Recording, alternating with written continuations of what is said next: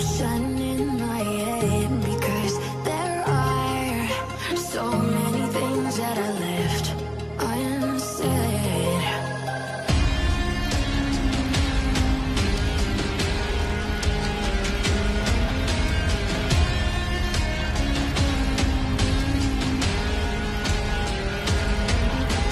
I can almost feel you walking in the distance, but I know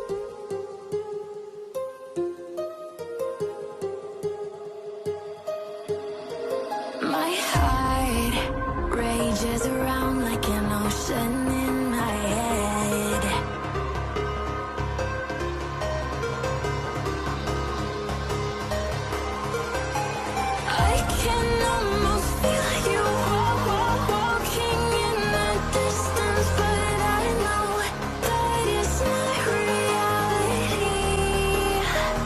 If you are echoing around inside these parallel dimensions all alone, know I'll find you in my dreams.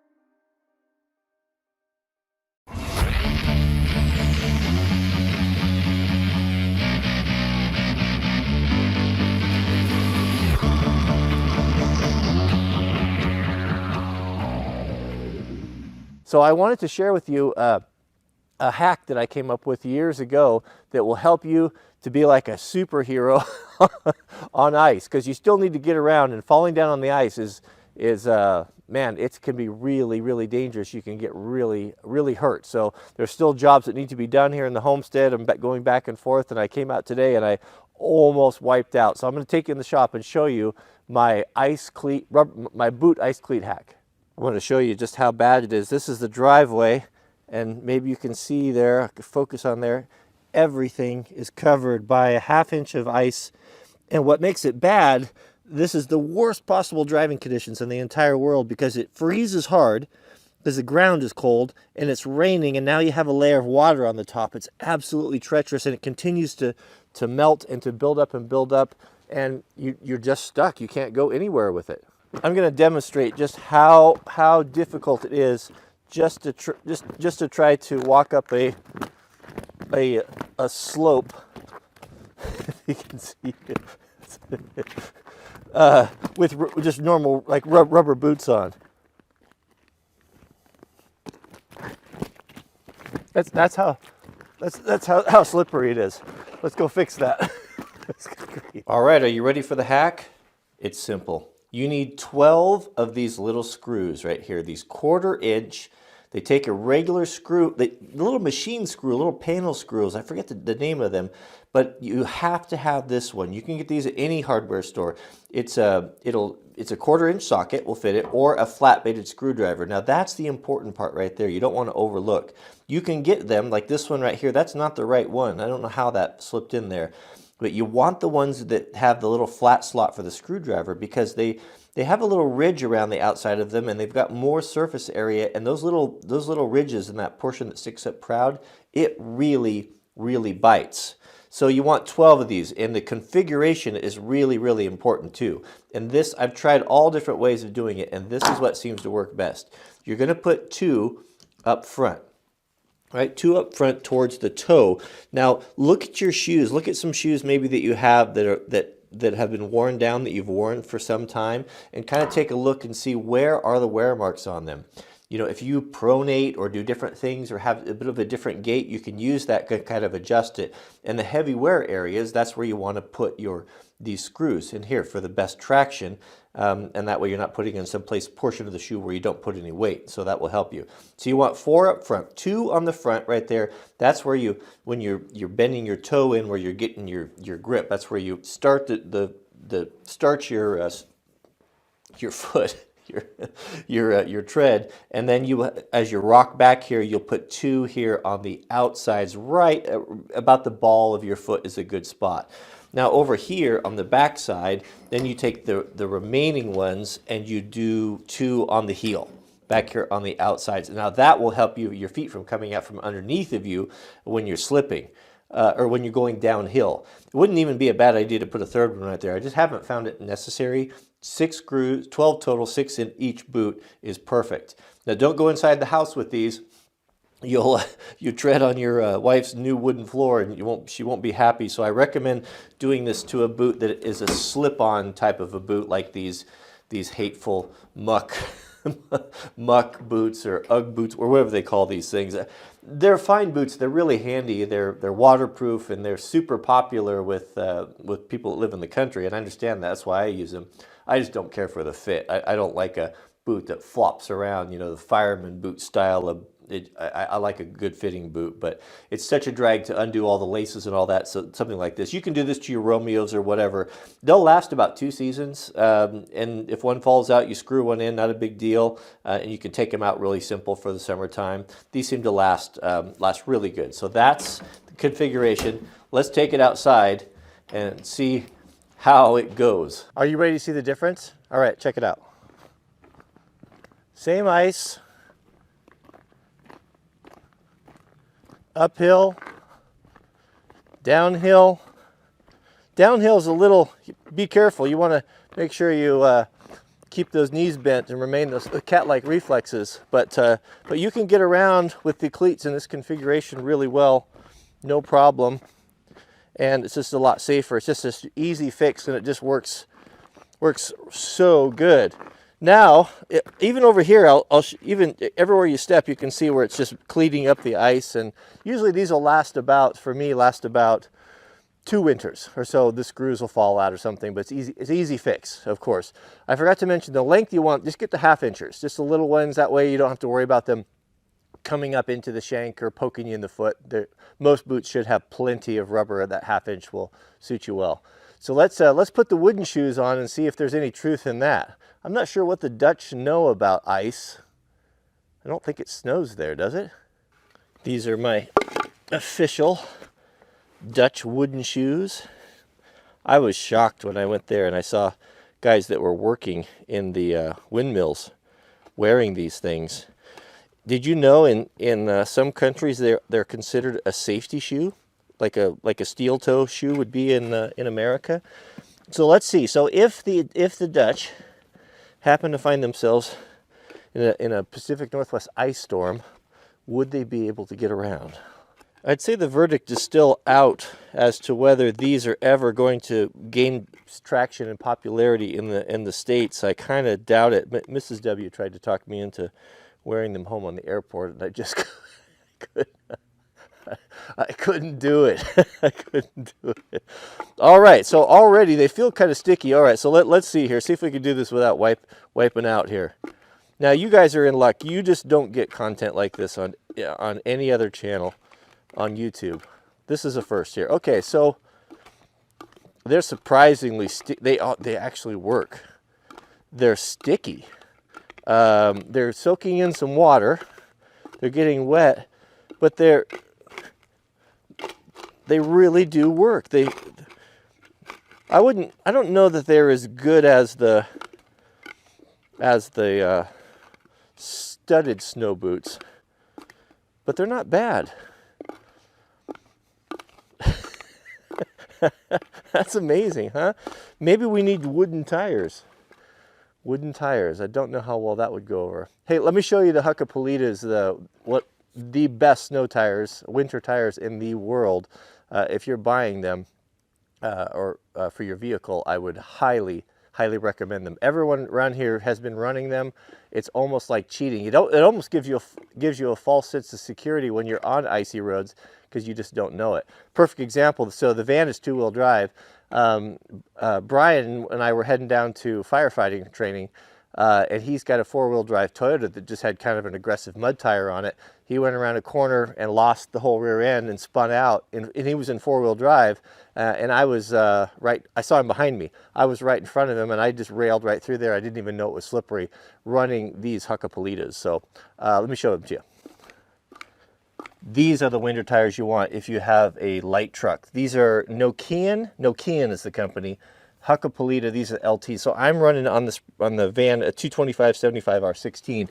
This is a 10-ply tire here. So if you have anything that's 3/4 ton or 1 ton, that's the tire you're going to want. They make them different models for passenger cars and all of that, but it has a rubber compound that is incredible. I get the studded ones, And the nice thing about it is, I've had studs done at local companies here where they just stud the tires, and they use just as a or interesting side note, if you want studs that last a long, long time, the only state I think is legal to run hardened steel studs is Alaska.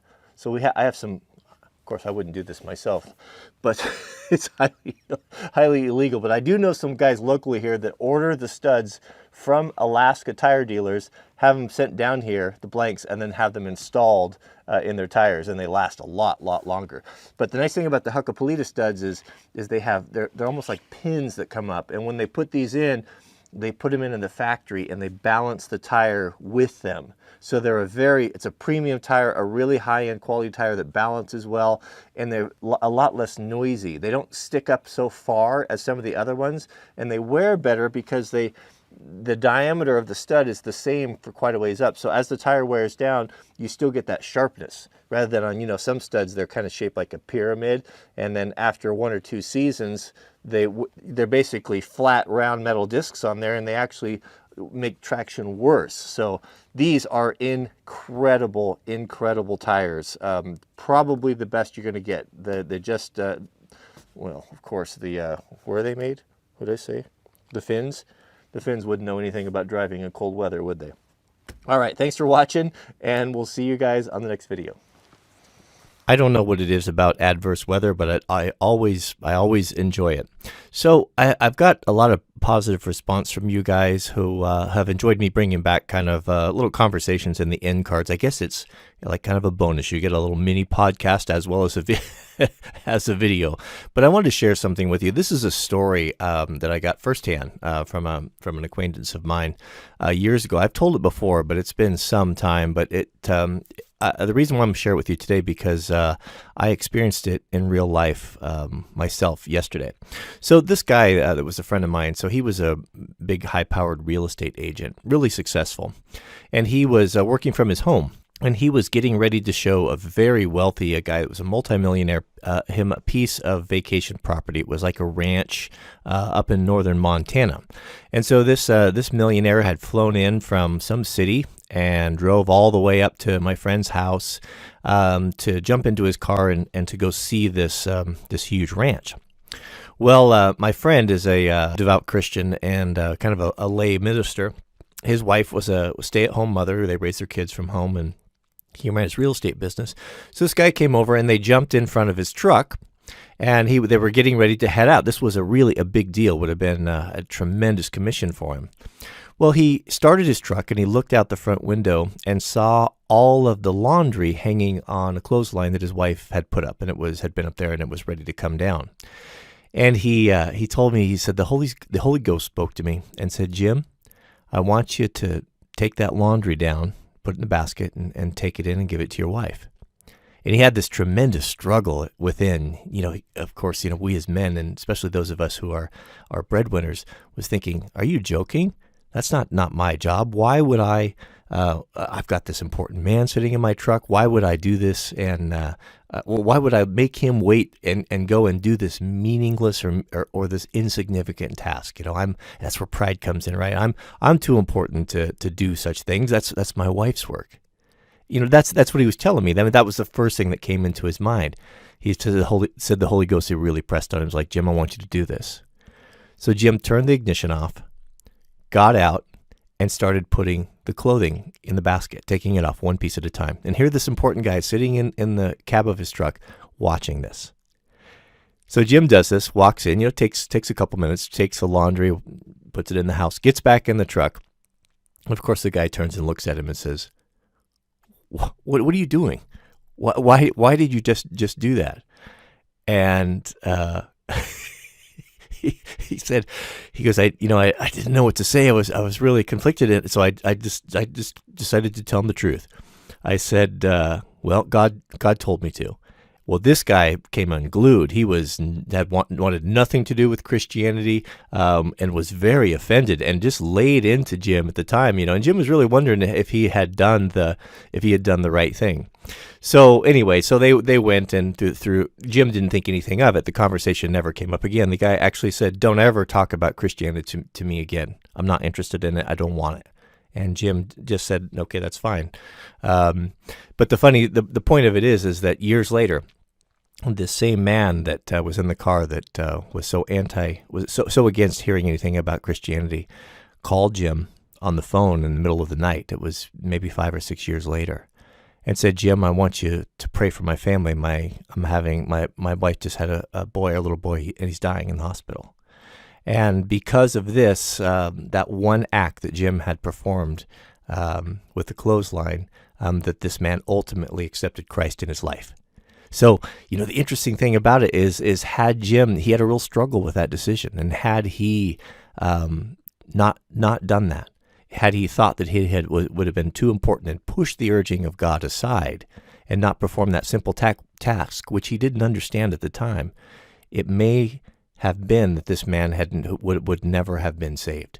But God knew that this would make an impression on him, and God knew what was going to come down the road, and that this was a tool that he used to reach this wealthy man. It was an incredible story. I'm going long. Should I tell you my side of it? I'll tell you what. I'll do it on the next video. I don't want this video to go too much longer, but I had a similar experience as my friend Jim did. That I'll share with you next time. So, all right. Well, I hope you guys have a good day. It's Sabbath is coming. It's Friday. Friday. What time is it here? 1 o'clock. It's the only thing that I can. One thing that I always want to encourage you to do is whatever day you take a day a week off. And we always talk about it, but to make it special. And our family's getting ready. It's always so nice on Fridays. Mrs. W is in cooking and preparing the food, and always does a nice meal. And Jack looks forward to it and knows that there won't be any chores, and it's just a wonderful thing. So I encourage you to do that. And if you're religious or not, doesn't make any difference. Just take a day off and do it. It'll be a blessing for you. Thanks for watching, and we'll see you guys on the next video.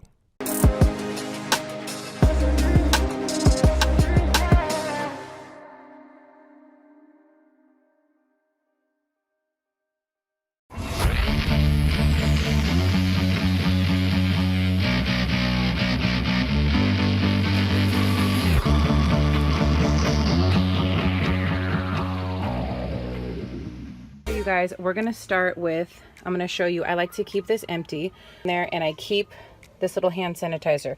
I keep all my extra stuff on the side in my kid's seat. So when I open the door, so this is everything in the glove box. We have our manual, and I have this file system I'm gonna show you in a second. But this is basically all the stuff that I like to have really accessible. So I have in here, this is all of my women products. I have a face wipes just in case I need to remove my makeup on the way home. Then I have another sanitizer. You will be seeing these all over my car. Then I have some Listerine.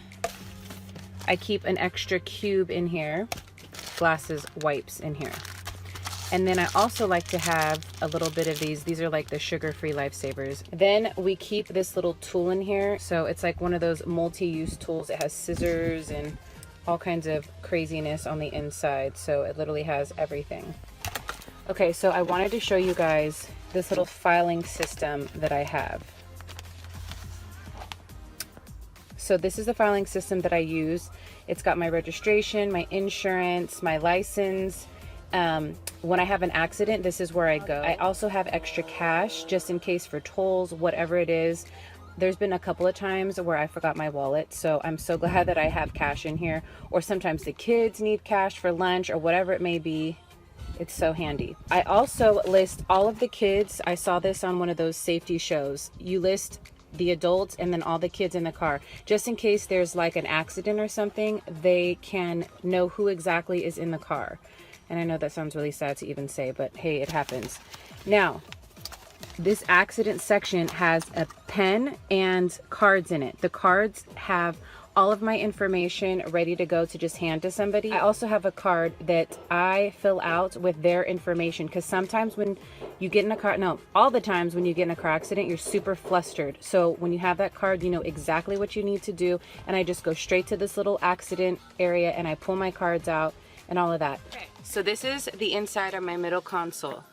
So I have a system in my car, and I use these baskets whenever we go out to eat. So these are little trays that we use.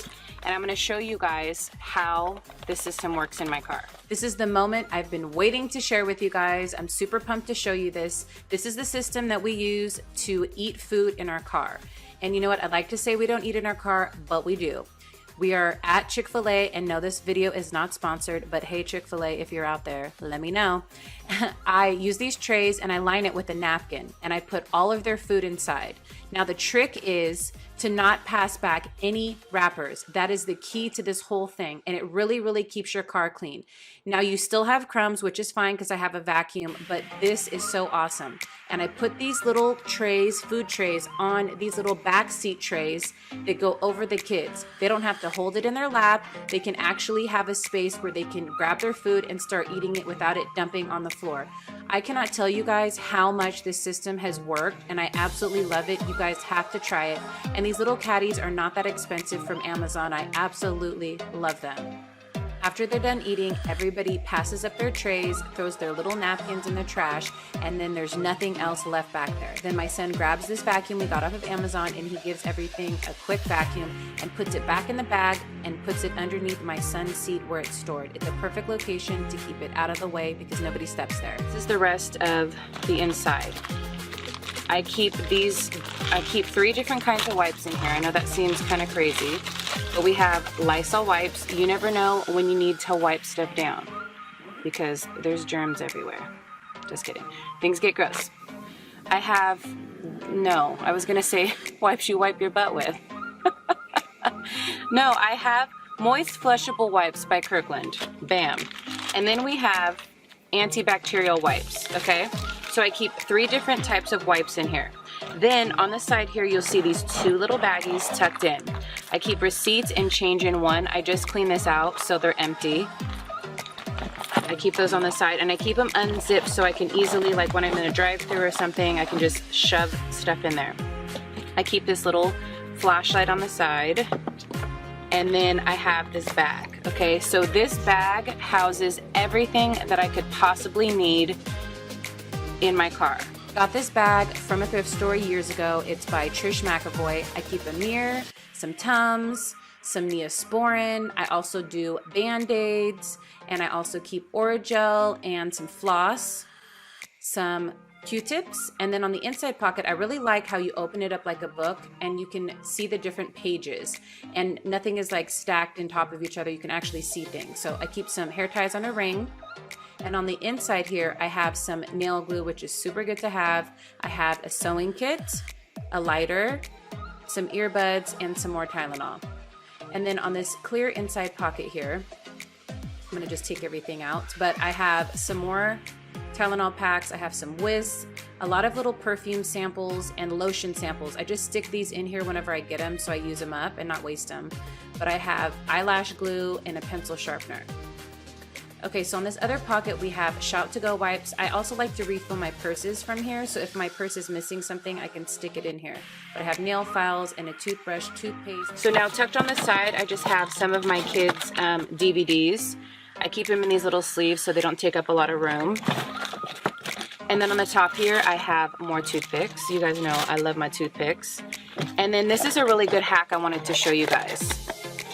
So this is, I got like a set of 5 or 6 of these from Walmart, and I put all of our little doggy poop bags in here because that's what they're for. We have a dog, but also if you want to clean your car out, you can just pull one of these out. So I love this little hack. So I keep this on the side, and then I have this little pencil holder. So in this little cup holder, I have a fan. I got this from Walmart, by the way, and then I have a brush, lint roller. I have 2 pens, Tide stick, more hand sanitizer, and a lip balm. So I keep that all right here so we can access it very easily. And I like to keep a few things in the kids' back door. Remember, mine's empty, and then we put all the stuff on their side. So I always like to keep SPF 30 on us. This is the organic kind. I love this, you guys. Definitely check it out. And the scents are all really nice. And then we keep bug spray. I always like to have this because we're super active. And then I also do wet wipes because, you know, with 4 kids and babies, it gets crazy. And then my son has his little headphones. Okay, so each kid has one of these seat covers underneath. I even have them on the front seats to protect the seats. And as you can see, my daughter has one here too. She has this little mirror here where I can see her in the front seat. I like this one because it's super big. And then right here, I have this Rubbermaid little station. You kind of saw it. I just showed you how we do the food, but it's so cool because the tray folds up, super easy. Even my little toddler can do it. And then inside of here, they have hand sanitizer, of course. Each kid has their own. They have a little space to put their drink. And then these are the plastic coffee cups that I showed you earlier that I got a set of from Walmart. And they stick their trash in here. So they have their own little garbage can and it has a lid on it. So I really, really like that. There's my son's, and then here is my daughter's. She has hers right here. I don't know if you guys can see that. So here's my son's seat in the very back.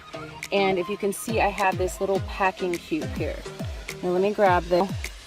I don't have a lot of toys because I don't like hecka clutter in my car. So I just put a couple of things in here, and this is for like emergencies when we're sitting in the car and we absolutely have to have toys with us. That's what we bring. This is, everybody keeps asking me how I put my toys and all my stuff in my car.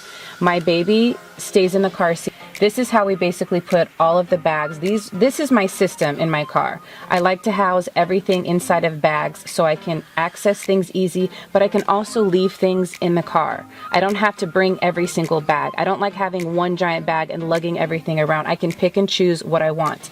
So this is my diaper bag. I've shown you guys this in another video. If you guys want to see what it is, I will be linking it in the down bar below, and you can see what's inside and how I pack everything. So once I pull out the diaper bag, this is what this little basket looks like inside of my car. This basket always stays in here. Things come in and out, but the basket stays so we know how it looks. I give my kids a tour and they can see how everything's configured. And then I got this thing, which I like. This also has a tray, so when she turns around, she'll have a tray as well. But this is gonna house more stuff because nobody gets in on this side.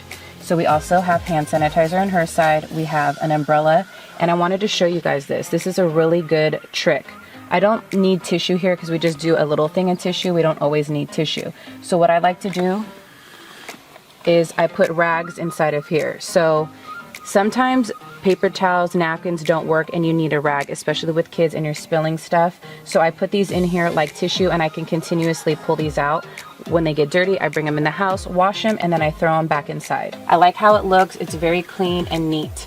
And then, so this bag right here is hanging on a hook, and I like to keep everything elevated if possible. And this houses all of our sweaters. Everybody has a sweater, even the baby. So when we go to the beach or we're out and it starts getting cold, we can go get our jacket sweater bag. So I love that. This is something I got off of Amazon. Like I was saying, I really, really like this. And it hangs on the back of your chair. So in here, I have an extra roll of toilet paper, self-explanatory. And then I have utensils, I have Ziploc bags, I have snack size bags, and then I have garbage bags. I just like having these on me, and we always need utensils. Somebody's like, I need a card. And then we also have paper towels. On this side right here, I keep tape because I'm always returning stuff to Amazon and they charge you. You know how that goes. Okay, and then in here, this is my hair bag with everything that you need inside of it. So in this pocket here, this is my dog's pocket. I mean, I have my mommy hook. Mommy hooks are to hook everything to your stroller, so I just like to have this here. But I got this really cool thing off of Amazon, and you squirt the water in and then they can drink the water. Isn't that cool? Okay, then we have his leash and all his stuff, so it's just super easy to grab. This top doesn't have a lid. I thought that'd be great for the dog stuff. And then in here, we have our first aid kit. And I'm just going to give you guys a quick peek inside of basically any medication or anything you could possibly think of under the sun. I've thought about it. It's in here. Okay, so then on this side here, I like to keep a blanket. This blanket is awesome, you guys. Like, I absolutely love this one, and I love how it folds up. I have it hooked here on another one of those little hooks, so it stays off the ground and elevated. I really like that. And then right here, that I got off of Amazon. No, excuse me. I think I got this one from Costco. I'm not sure. I'll link it if I can find it. But I like that it folds flat, and it even has Velcro right here, so I can just slide it in this little compartment. So I really like that. And then the last thing that I keep in here are shopping bags. So these ones pop up. I like that they're small and sleek, and then they get zippered back into themselves. so I really like that. So I have 5 or 6 of those. And then I have another one of these, but it's in the garage holding other stuff, but there's usually 2 of these. I used to have the crates, but the crates got super bulky. I love how these are flat, and they also have these little straps so they can get really flat. And then, bam. So this is like a little secret compartment. I know everybody's car may not have this. You can also use a bin or whatever, but I like to store things in here that I don't need obviously all the time, but I feel like it's super important if you ever have an emergency on the freeway. I've actually been stopped on the freeway for like 2 hours and I couldn't get off because somebody had passed away and we were basically stuck. We had no water, no food, and you know, with 4 kids and babies, you can't be having that. So I like to have certain things in here that I don't use all the time. So I have extra bottles of water. I feel like that's super important to always have in your car. This is a plastic tablecloth. I like to have this if you're at a picnic or the grass is wet or whatever. It's nice to have one of these. I have a little changing pad to change the baby back here, which is really nice because it's super flat, so I can just pull this out and change her. And then I have these blankets. You guys, I freaking love these. Okay, let me show you one of these. This one's my daughter's, and we're always needing these, so it folds open, which I love how small it gets. But the best part about it is these little Velcro things, it straps to the stroller and the blanket won't fall on the floor. Another one for my other baby, and then I have an extra baby wipes. I've had to borrow baby wipes in public, okay? I've even had to borrow a diaper, but don't tell anybody.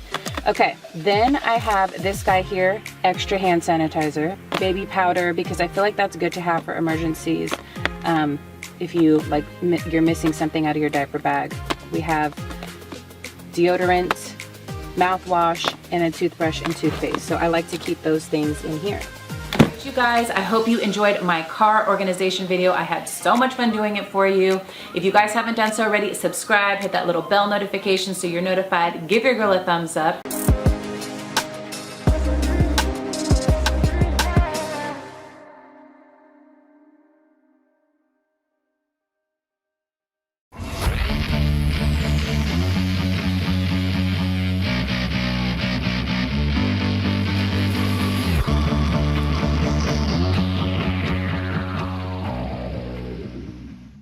Today is kind of a sad but necessary day. You can probably tell if you look behind me that I'm starting to take down my Christmas decorations. So I scoured the internet looking for some new storage ideas, and that's exactly what I'm going to share with you today. So stay tuned.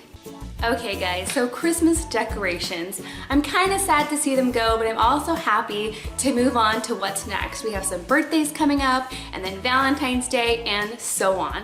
Now I know some people like to take their decorations down the day after Christmas and just get it over with, while other people like to leave theirs until well into January or beyond. But for me, I kind of like to take them down around New Year's Day to be exact. But this year I'm doing it a little bit different so I can share some storage ideas with you. So let's get started. So this year, when I went to put out my Christmas decorations, my plan was to put them in the exact same place I did the previous year.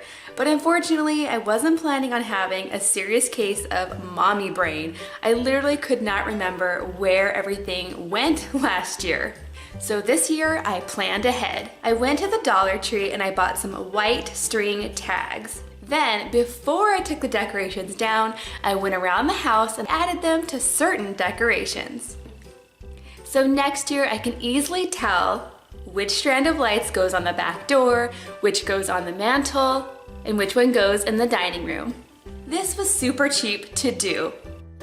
And the tags are easily removable without damaging my decorations. Next up, I have several frugal ways to store your ornaments. Now, I'm a big fan of the heavy-duty store-bought ornament boxes. They really do the job very well, but they are pricey. This one I got at Walmart and it was $15. There's definitely a less expensive alternative. I found this similar sized bin at Walmart as well, and it was only $6. Then I lined the bottom with plastic cups. This is a great way to use leftover cups that you might have used for your Christmas party. Now each one of these cups can hold 1 to 2 ornaments depending on the size. Next, I just cut up some boxes, some of the boxes that we had from our Christmas presents. And this is going to help add more layers to my box. Now this year I also had some leftover clear cups, and they work just as well. I really like that you can see the ornament because the cup is clear. It just looks really cool. After that, I added one more layer of cardboard, but this didn't leave me enough room for one more layer of cups. So instead, I used the top layer for ornaments that were larger, that could lay down flat. And there you have it. This works just as well as the expensive one, and it was half the price. Next up, I have another cheap way to store Christmas ornaments that you might not have heard of, and it's by using an empty egg carton. All you have to do is place one ornament in each section of the egg carton. And I figure since egg cartons can protect eggs, they can probably protect my ornaments just as well. Now here's a quick tip, you guys. If you have ornaments that are larger, instead of using an egg carton, try using one of the plastic cartons for apples that you might find at Costco. This is basically the same thing, just larger. Perfect for your larger ornaments. Another frugal way to store Christmas ornaments is by using Ziploc bags. Now this is something that I've actually been doing for years, and it works out perfectly, especially for my ornaments that are plastic, not fragile, and I'm not worried about them breaking. So you just take a gallon-sized bag and fill it up with the ornaments. I like to sort them by color and size.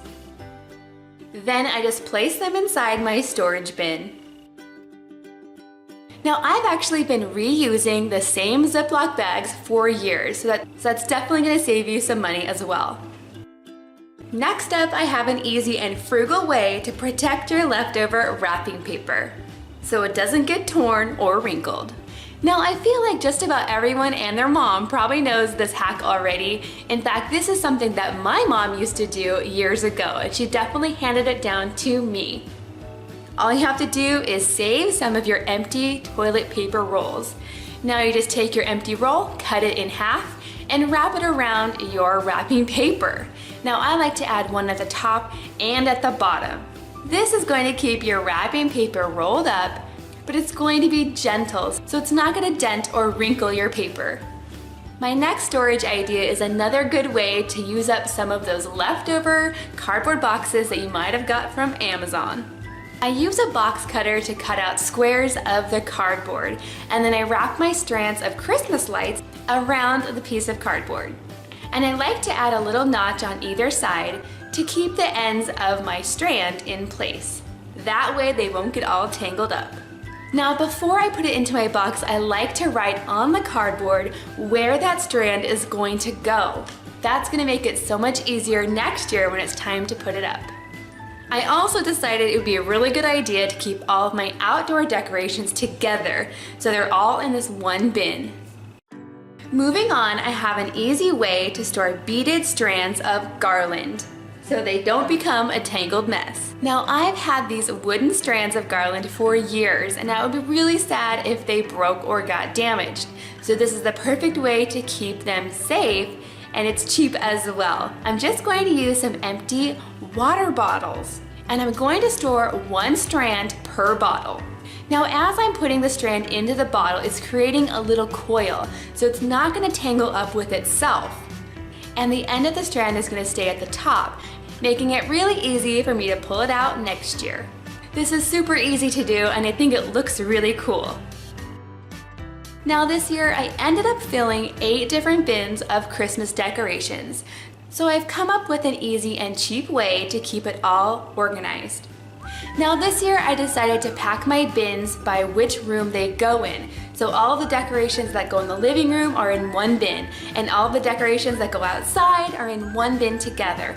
Next, I created a simple labeling system, one that's easy to change from year to year. So on each one of my squares I have a number, so each of the bin has a number. And then I also have space to write what is in that box. So this is the living room box, or this is the dining room box, and so on. And then I also left some space for me to write basically what's inside the box. I might not write down every single little thing in the box, but just so I have a general idea. Then I just cut them out and stuck them into some label pockets. I found these really cool label pockets at Target, and they're actually meant to go on bins. So they're sticky on the back, but you can also reposition them if you need to. And they were only $3 for 20 of these pockets. Now I will go ahead and put these labels on thefamilyfudge.com as a free printable if you'd like to use them yourself.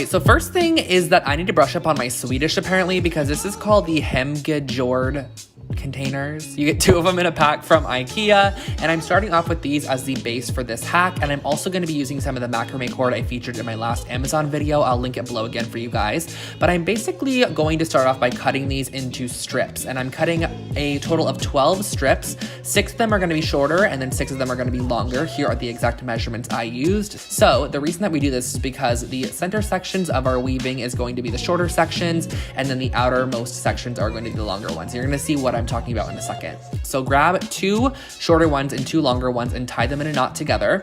You're going to use a pair of scissors to create a hole on the bottom side of your tray. And these are kind of like a hard wicker material, so you can create a hole very easily by just twisting some scissors. Pull through all 4 strands, and then make sure that the 2 shorter strands are in the center and your 2 longer strands are on either the left and right side. So what we're going to be doing is creating a spiral knot, as I like to call it. It's probably not even called that. But basically how you have to do this is, like I always say, a little bit more easier if you just look at what I'm doing. You're going to take your right strand and pass it over the 2 on the center, and then take your left strand and then go over the top of it, under and through the back side. And from here on out, you're basically going to be repeating those steps until you have your desired length of the actual macrame. I did about 10 inches on mine because I also wanted to add a bead, and then I also just wanted some of the rope to be like very free and not macrameed. So I did a total of 10 inches of this spiral macrame, and as you go, it'll start spiraling. So you're gonna kind of have to twist your tray as you actually macrame, because it's just a little bit easier like that. So here's a little bit of a longer section, and you're just going to complete it off.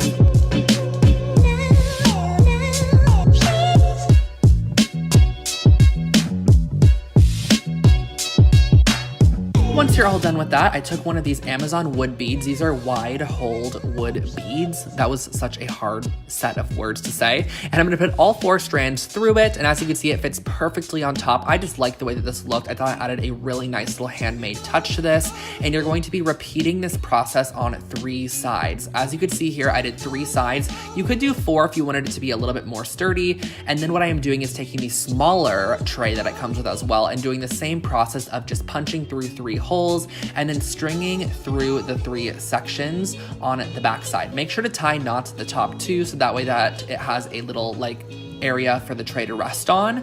You guys can probably see what it looks like here. It's just basically going to be a hanging tray. And then once I got to the end, I actually went ahead and I just wrapped all 12 strands in a loop. And then I took one of the longest strands and wrapped it around there to kind of just create a very finished off loop. So I repeated this all the way up, wrapped it around. You can tie this off once you get to the end, snip all your extra threads, and I think this is such a cute little plant holder. You can put big plants on this, a collection of small plants, whatever your heart desires.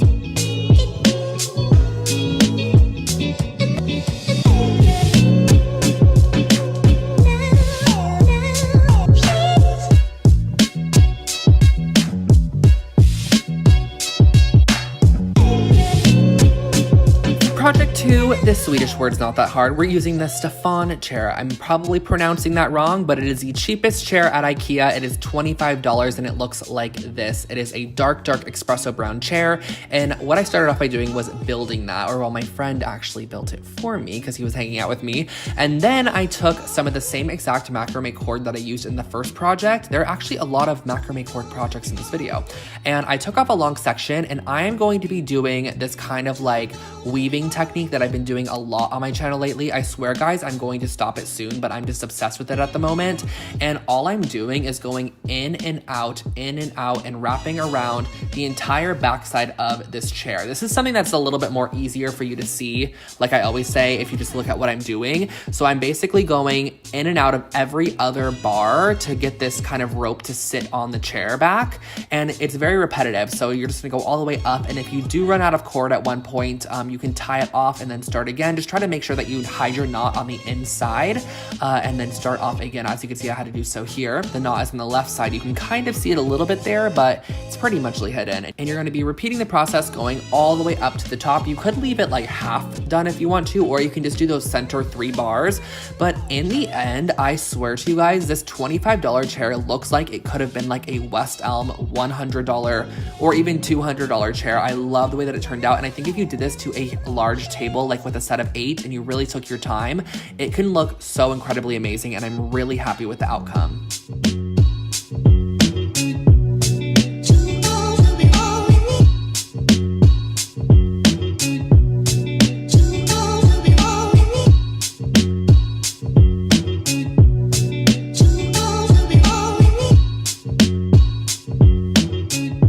Jumping right into project number 3, I'm using the Complement scarf holder. These are woven ring scarf holders. I've actually used this in a past IKEA hacks video, but today I wanted to create a wall hanging with some assorted yarns. So I pulled some yarns out of my collection, and this is super, super simple and definitely something you can customize to your own space. You can also add things like fabric strips or different textures of strings, like maybe hemp rope or something like that. But what I did was I cut different strands of yarns, and I like to vary the thicknesses because I feel like it adds a lot of texture. I love this green one too because it has different colors in it, and it also has different thicknesses in it. So basically what I did was I just took them, cut them into strips, and then looped them, and then pulled the ends through the loop and just looped them all across the loops. That was a lot of loops, but I think you guys can kind of tell what I'm doing. I'm looping them everywhere, just filling up the entire bottom section. I was originally going to actually fill the entire thing up, and I thought this was such a great base for a project like this, because when I was thinking to myself, like how people make these yarn hangings, I'm always like, what base did they use to create this? This is such a great base that is super, super affordable. I think this is like $5 at IKEA to create a yarn hanging like this, and you can even pull the yarns off in the future and maybe do a new color palette if you wanted to. I actually stuck to just doing the bottom section of this because I thought it looked really, really cool having some exposed rings at the top, but you can fill it in entirely if you want to do so, and that finishes off your wall hanging.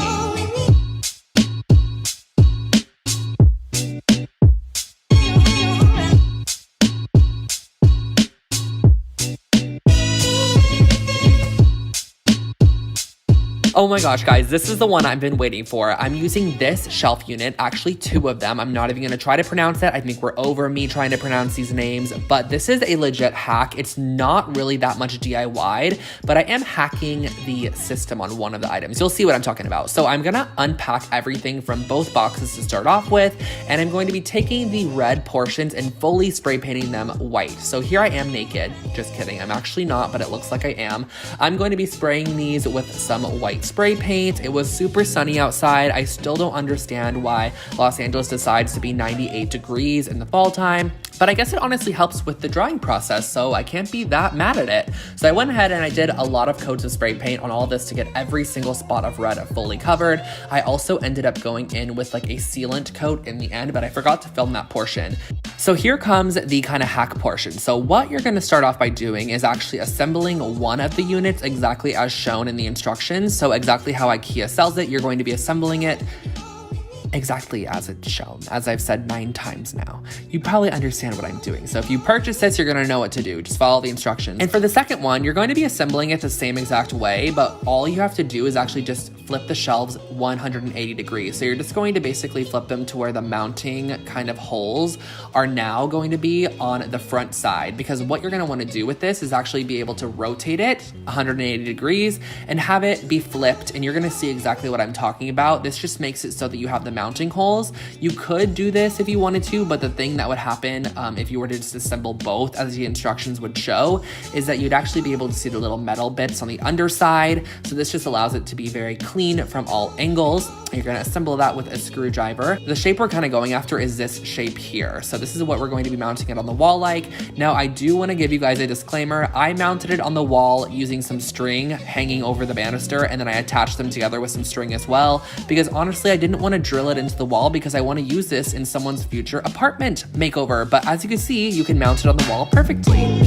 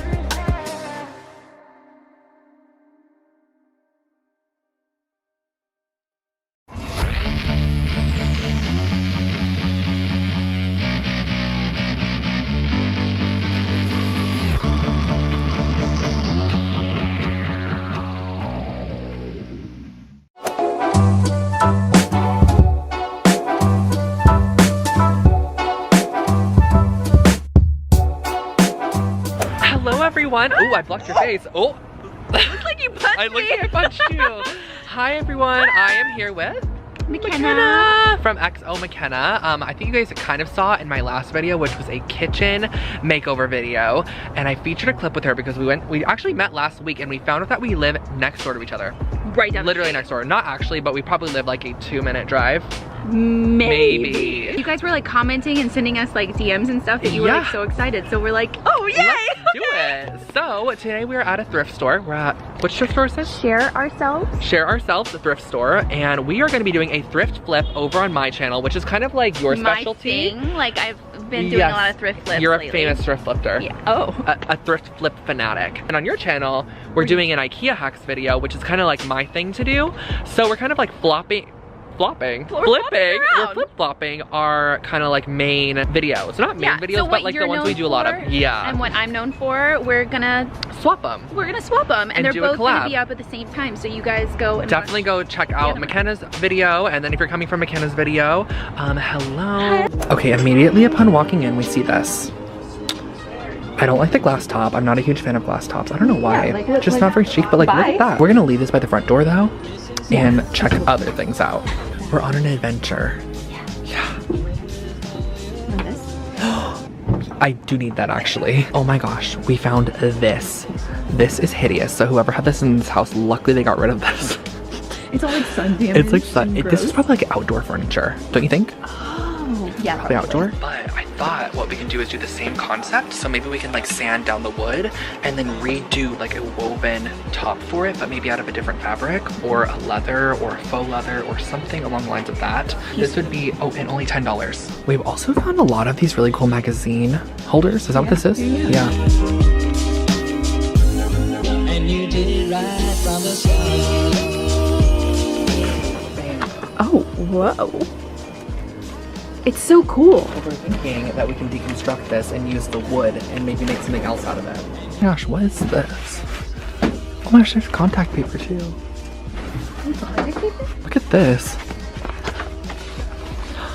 Oh, wait. Kind of looks really pretty.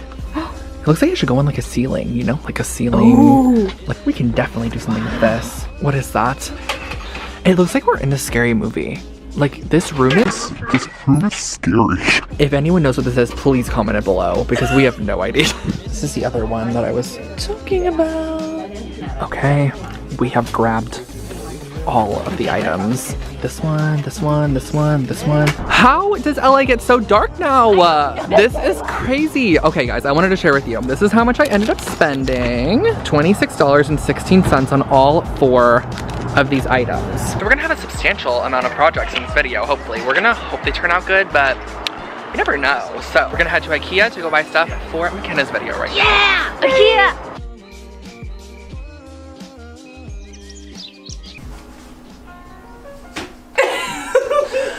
All right guys, so it is the next day. We're actually at McKenna's apartment right now. Oh, look at the new door!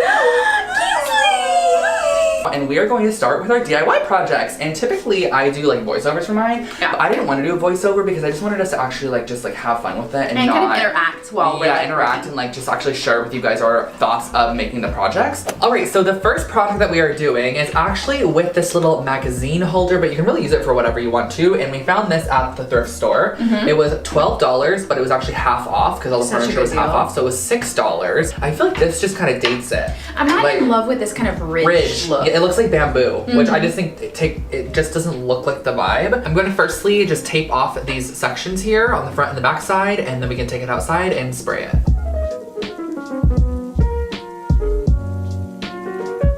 Little butcher paper, so I'm gonna cut a piece of this off.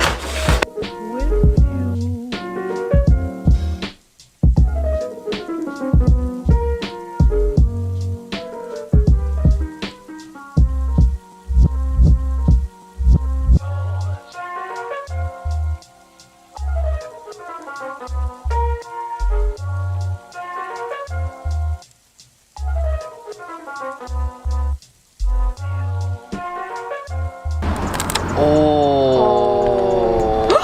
It's so pretty! Oh my god. We are professional tapers! Look at look on the other side of it.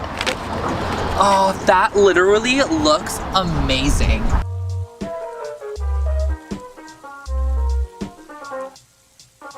So then I picked up this rope at Joann's Fabrics and I just got a yard of it, and I'm going to attach this to this top section here instead of that wood piece we had.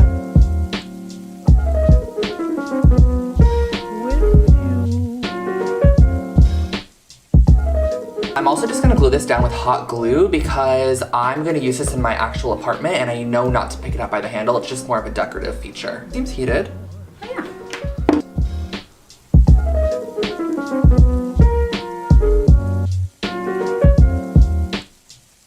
So just since we're leaving the tape on here, just to really hold it in place, we're gonna finish it off with some smaller macrame cording. Yeah, it's I literally just got a in my smaller DIY size. studio.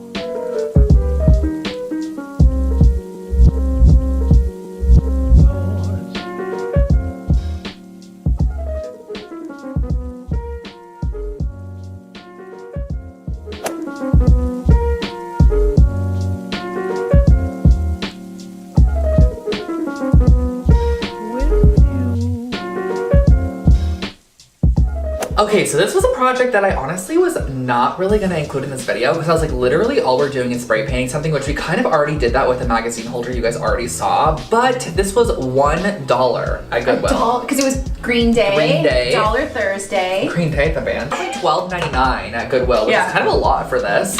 And it's ceramic. I thought it was wood at first, but it's ceramic. So I like this vibe. I think it looks very Anthropology-esque. I want to actually spray it just pure white because I think it will make it a lot more clean, but it still has a lot of detail in it. Totally. So this project's super simple, but I'm really excited to see what the outcome looks like. I feel like it's just going to change the whole vibe of it. And I think the detail is going to show a lot more once it's white. Scrunch it around there and then just tape it.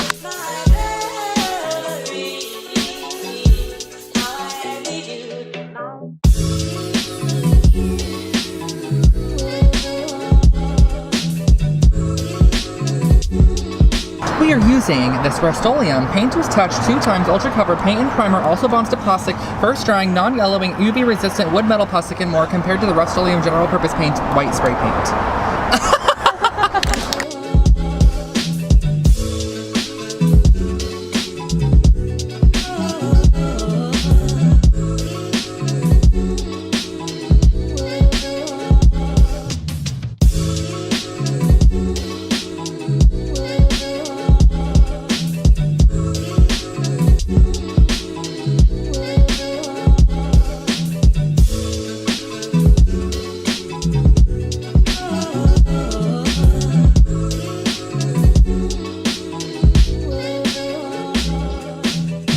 Alright, so for the next project, I got this stunning wallpaper, which just reminds me of like a Parisian home. Like, I feel like this would go on the ceiling. It's just so pretty. The roll was $5, and there's actually a lot on here, and we're only gonna use a little bit for this project.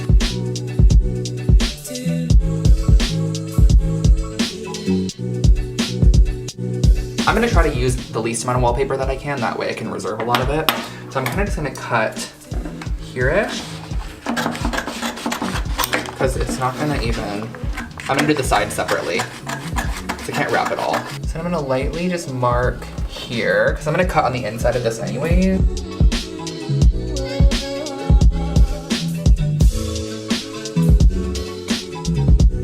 Alright, so I marked center on the back of this little wallpaper piece. That way, when we glue this down, we can kind of like glue it and know kind of where the center point is.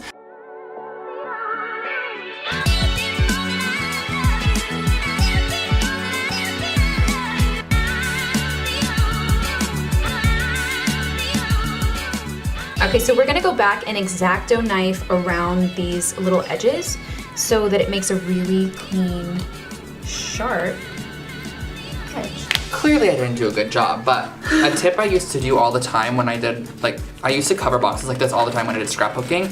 Just take the sandpaper and literally go along here and it will perfectly break everything off up to that wood. See how that looks pretty? Oh, wow. Good and fresh. Like, if we go right across here. In like a downward motion. Downward motion, so wood area.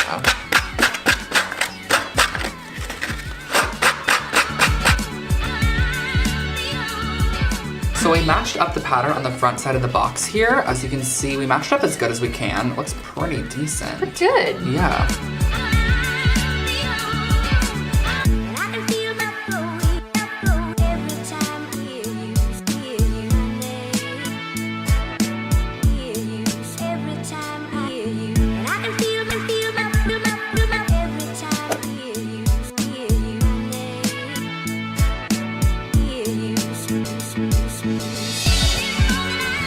Okay, let's jump into the project that's probably the most tedious one, but it's not gonna be too bad, so do not worry about that. That like IKEA piece that we found that was $10 at the thrift store, and we are going to flip this to be kind of like a coffee table, ottoman, footrest situation. I'm just gonna figure out what to use it for, basically. Ew, this is my bad side. All right, we're gonna start by cutting off the green, because the green is just not good. So let's just give it a quick little snip.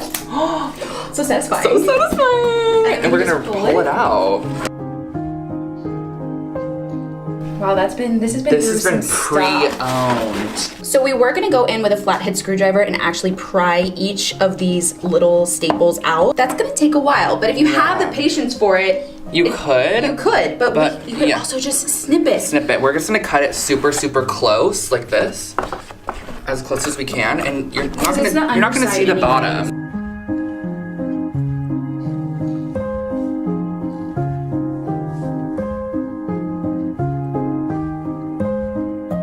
I'm just gonna quickly take off this portion so that way we can sand the legs of the piece. Okay, we're gonna take this sandpaper and we're going to sand down the legs and just give it a better stain because this one's a little bit too light for the style that we're going for. And this looks like one of the better quality wood pieces from IKEA that you can actually put better stain on. Yeah.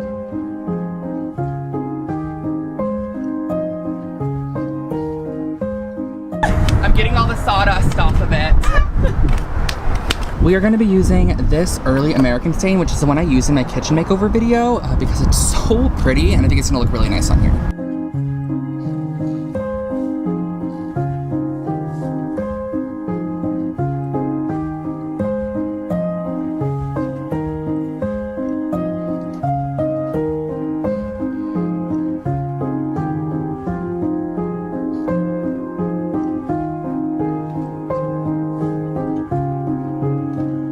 Finished cutting all the strips of leather, or pleather. Here they are. Pleather. We cut a total of 22. We need 21. 1.5 inch by 26 inch. Oh, She's bringing her mail. Oh, thank you. So these strips are 1.5 inches wide by 26 inches long, and now we are going to be stapling them and weaving them. So we're probably gonna staple them all in one direction first, and then weave it in the other direction.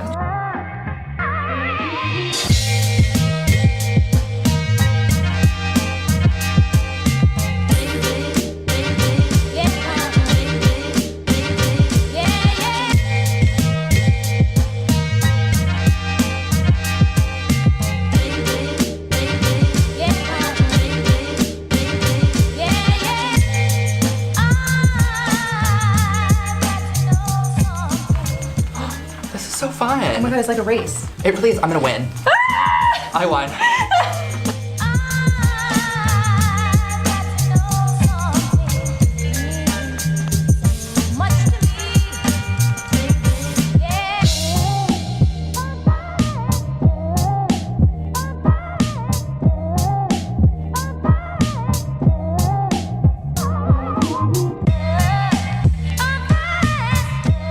Oh my gosh, it's done. Which way should we flip it? This way? Maybe towards them. Okay. Oh wait. So you guys can see it first. This looks so luxury. This is literally so much luxurious. better. It looks so good. Just like a little bit of adjustments. Yeah, you know? and it's good.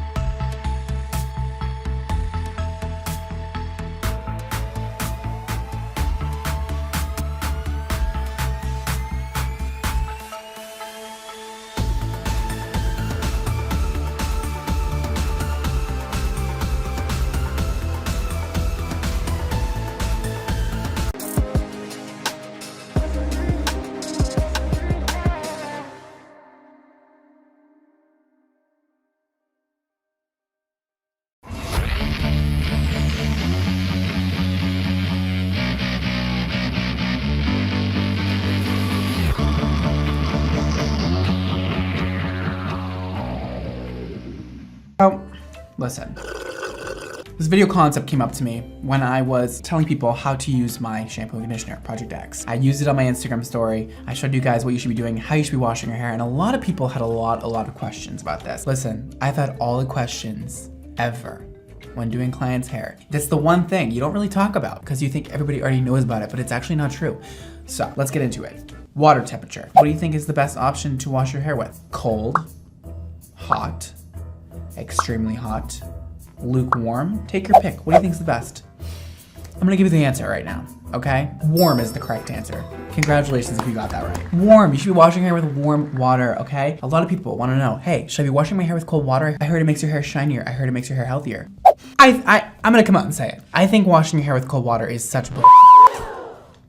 I wouldn't do it unless you want to just make yourself miserable in the morning or at night or whenever you end up washing your hair. Stop washing your hair with cold water. You need the warm water in order to open up your hair cuticle, okay? Warm water will end up opening your cuticle a bit wider than cold water will, and it'll release the dirt easier. You can honestly put your hair under the warm water and it will cleanse your hair. Next, let's talk about how harsh or how gentle you should be washing your hair. You can take your guess. You should be washing your hair gently, not gently, gently-er, gentlest. Take your pick. What do you think the answer is? If you chose gently, you'd be correct. A lot of people tangle up their hair when washing their hair. A lot of people like to go really in scrub. I know it feels good, but what you're doing is tangling and matting your hair more than it needs to be tangled and matted. You don't need to do that because what you're gonna do is end up roughing up the cuticle way too much. When you rough up the cuticle, you could be losing hair that you don't need to be losing at that time. Listen, just go in, side to side motions, not round motions, because this will tangle your hair. Side to side is best and a little bit gentler than maybe you're wanting to go, okay? You don't need to go like extremely gentle. You don't need to be like touching a baby's head. You can go in there, just don't be like, I see a lot of girls, okay, going in with their fingernails. Listen, again, I know it feels great, but you're gonna ruin your hair. Just chill, okay? Gently rub your head side to side with the shampoo. Now, let's get into suds, okay? Do you need them? Are they necessary? What do suds do? They're the thing that washes your hair. They don't do anything. They wash your hair better than when you don't have suds. If you chose they don't do anything, you would be correct. Suds don't do anything. They're just a visual cue that you're washing your hair. You don't need suds for any reason. Now, what suds pretty much do is just make you think you're washing your hair better than you're actually washing it. Kind of cool, kind of not cool. But I know a lot of people out there are convinced that if your shampoo does not suds extremely crazy amounts of foam, your hair is not being shampooed properly.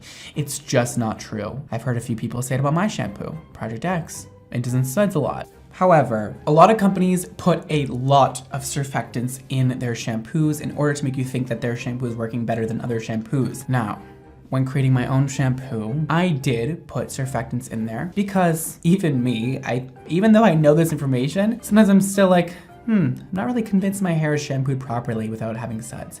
So we did put a surfactant in my shampoo. However, we did not put a overbearing amount because I don't think it's necessary. And to be honest, it's doing nothing for your hair. It's just a visual cue that you are shampooing your hair and you are cleaning it. However, even if there wasn't any surfactants in there, no suds, it would still be doing the same thing. So you actually can use shampoos that have absolutely no surfactants in them and they are still doing the job of cleaning your hair. Interesting, right? Suds are not going to harm your hair, except they may harm your thoughts about a certain shampoo conditioner. They may make you think one is working better than the other, when in actuality, the thing that's not sudsing is probably doing more good to your hair than the one that is sudsing incredible amounts of suds.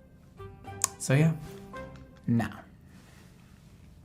let's go over one more thing about the scalp. When you wash your hair, which parts of your hair should you be washing? The scalp only, the scalp and ends, the ends only. Choose one. If you chose scalp only, you'd be correct.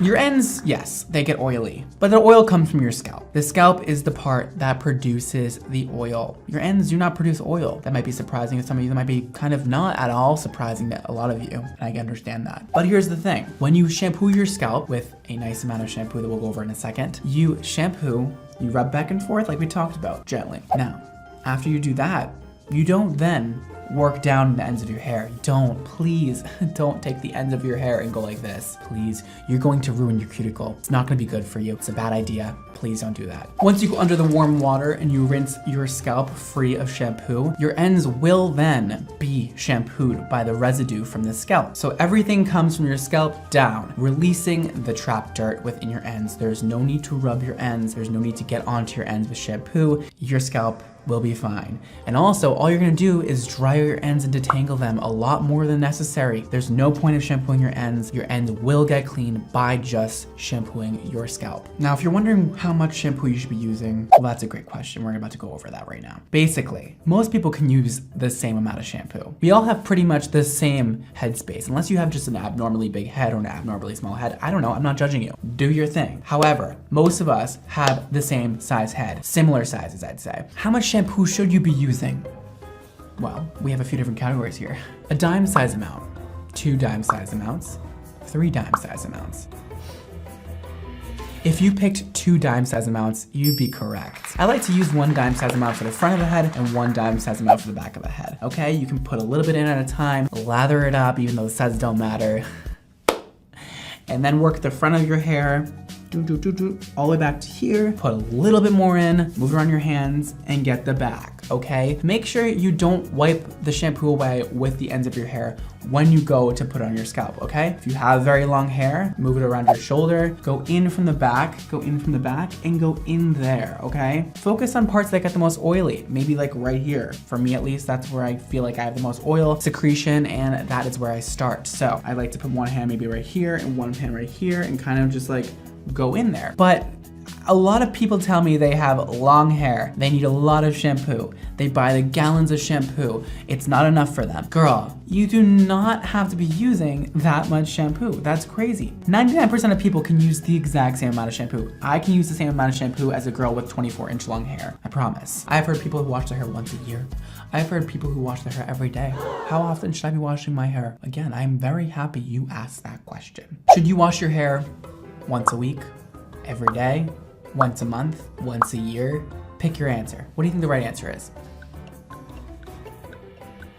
If you chose any of these answers, you'd be correct. You know why? Because everybody is different. This is a wonderful, diverse world we live in, and so is your shampooing routines. Now, I'm not exactly gonna say washing your hair every day is the greatest thing. However, I know that there are people out there who have extremely oily hair. And that is usually because they have a dependency on shampoo, okay? You've grown up washing your hair every single day. Your parents told you that's what you're supposed to do. You've been using very harsh chemicals, possibly some not so good drugstore shampoos, and your hair's gotten very dried out. Therefore, it's overproducing oils to your scalp.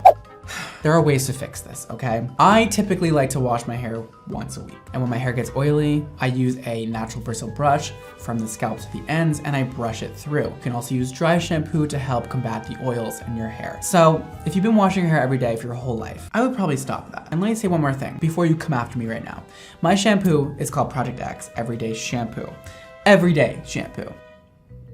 Let's get one thing straight, okay? Everyday shampoo does not mean every day. I know that's a little misleading. However, when somebody refers to an everyday shampoo, it's typically a word used for a shampoo that is gentle enough for everyday use for those of you who are committed to washing your hair every day. You can definitely use my shampoo every single day. However, it really refers to a shampoo and conditioner that is gentle, that is not gonna be extremely heavy. It's a shampoo that is formulated for all hair types and textures. It's gonna be good for everyday use if you are committed to that, and good for people who wash their hair not so often. So let's go over that though. I would discontinue washing your hair every day if possible. There are a lot of YouTube videos about how to train your hair, how to stop washing it so much, how to make your hair stop producing so many oils. So I definitely recommend going to YouTube and searching that if you're interested to learn more about that. However, today we're not going over that. So go watch somebody else's video. But for me, somebody who has processed, lightened hair, I like to wash once a week. It gives me the perfect amount of time to have a little bit of oil secretion from my scalp to hydrate my ends and not dry out my hair too much. So once a week seems to be pretty good for most people, or twice a week seems to be pretty good for most people also. Let's talk about how long you should be leaving your conditioner on for. 30 seconds, 3 minutes, 10 minutes, 15 minutes plus. This will vary per person. Now, listen, if you want extra hydration, I would definitely leave it on as long as you possibly can in the shower. I don't think you need to exceed 15 minutes. I think yes for a hair mask, but for just plain old conditioner, I would probably go personally with about 3 minutes. I like to get in the shower right away, shampoo my hair, right away after that, put conditioner on, and just leave it on until I'm done with the shower. That may be whatever, 3, 10 minutes, whatever I end up doing that day, but I'd say just leave it on. But you don't need to exceed 15 minutes if you don't feel like it. I really just don't believe it's gonna do anything else for your hair unless you're using a hair mask that is made to be left on for that long of time. I like to always follow up my personal conditioning routine with a hair mask because I know that I need more love than just a regular conditioner. Now the conditioner is gonna do the job of detangling, getting it kind of prepared for the hair mask, but I like to really double up on conditioner, and I know the hair mask will give me that much needed lift of all the essentials I need in order to really, really hydrate my hair and bring it back to life. And also, I have a couple things to go over after the shampoo and conditioning process. Here's a big one for me. Here's a pet peeve of mine. When you get out of the shower, do not take that towel and scrub your head with it. Don't you dare do that to me. Don't go like this. Don't put your head down and go like this to your ends. Oh my God, there's nothing I want to see less than that. Calm down, Brittany. I would recommend is scrunch the hair in the towel. You kind of lay the towel over your hands and scrunch the bottom, scrunch the top, whatever. I also wouldn't put your hair in a turban. I know it's tempting, but you're gonna end up getting some tension alopecia if you're putting your hair up in a turban all the time after washing it, because it's gonna really pull on those very fragile front pieces of your hair that have just been washed, that have just been warmed up. When your hair is warmed up, it is in a much more fragile and expandable state than when it is cold. So I would not recommend putting your hair up in a turban. I know it's easy. I know it's like, I should do that, but like, no, you shouldn't, girl. You just shouldn't do it. Now that your hair has been washed perfectly and it's looking fabulous and it's been conditioned to perfection, one of the most important parts for me is after the shampooing process. Listen, following up with a great hair care routine is essential. Okay? Because what you're doing when you shampoo is getting the dirt out of your hair and detangling and adding a bit more health to your hair with whichever product you may be using. But at the end of the day, shampoo and conditioner is only touching your hair for a matter of minutes. There are definitely benefits to that, but there's not as many as there's gonna be when using aftercare products after your shampoo and conditioning process. So this is where it's gonna vary a lot per person. You have dry hair.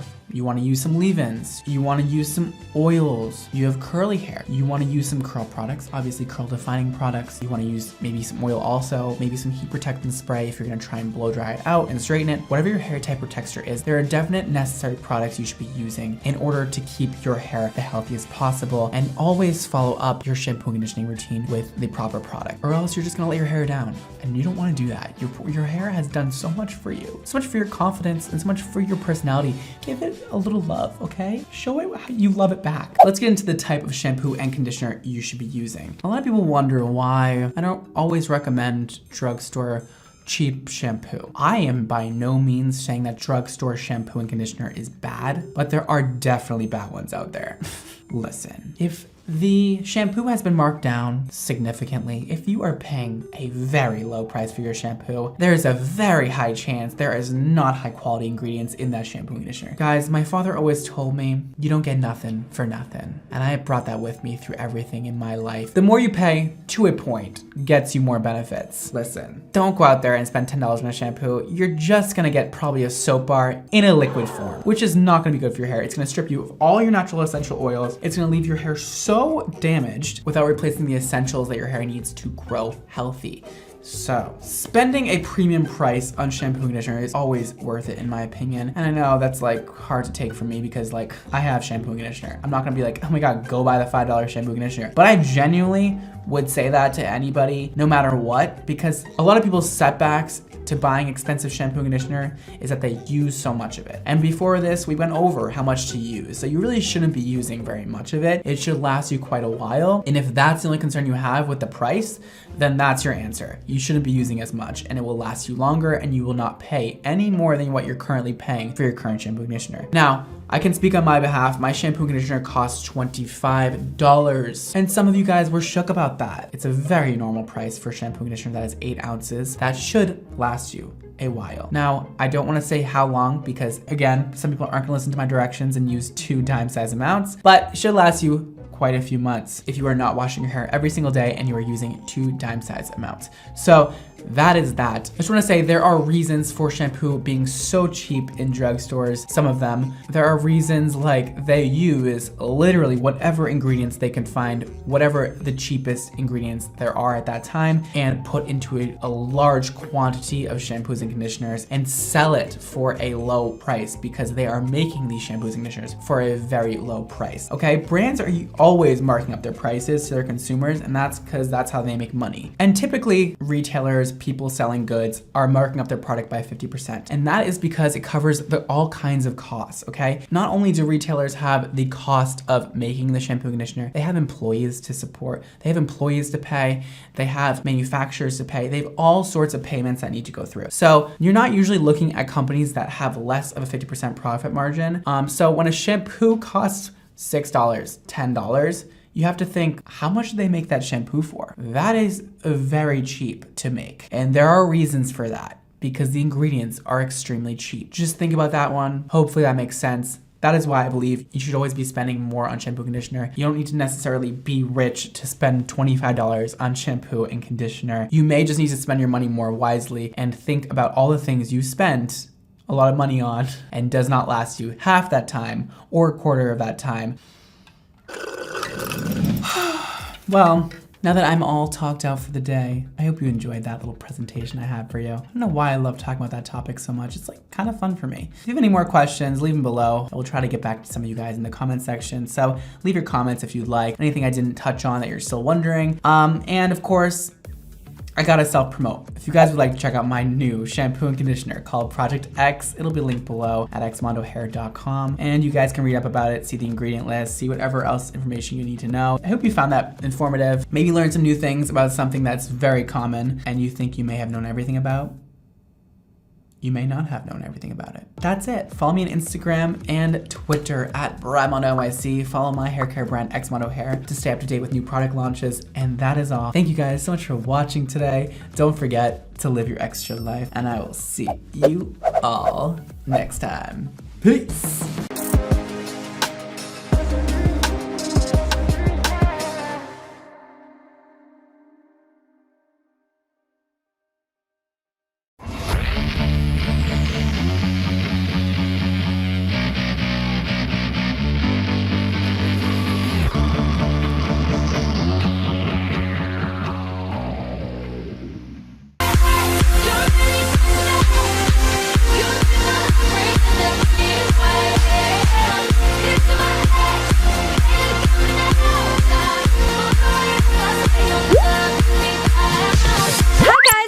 And welcome to my first video of 2017. That's crazy to say. I can't believe it. 2016 literally flew by so fast. In today's video, I thought I would do kind of a helpful video, and since it's the new year, I thought this would kind of help some of your New Year's resolutions, because I know mine is to keep my room a lot cleaner this year, because in the past, it's been very messy. Do you ever wish you could just snap your fingers and your room would be clean automatically without you having to do anything?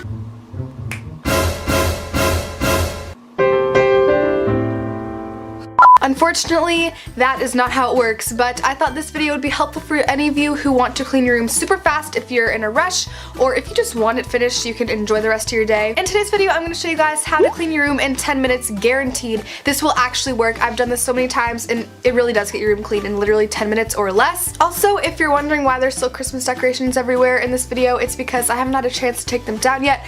I am pre-filming this video, and I'm actually in Arkansas as you guys are watching this, so just ignore all the Christmas decorations. And I mean, it still makes me happy to have them up, so hopefully it'll make you happy too. But anyway, I really hope you guys enjoy this room video, and hopefully it'll help you and give you a lot of good tips. And let's go ahead and get started. One of the first steps to cleaning your room is to put on some music, and this not only helps you work faster, but it keeps you motivated. So what I like to do to make sure that I'll be finished in 10 minutes is to search up on YouTube 10-minute playlist. You could also go to Spotify or make your own playlist, but basically this makes you want to dance. Like in this clip later, you'll see me dancing like a complete weirdo, and I'm probably going to regret putting this on the internet, but by the time the playlist is up, you should be finished cleaning your room, so this really keeps you motivated and it really works, so definitely try it out.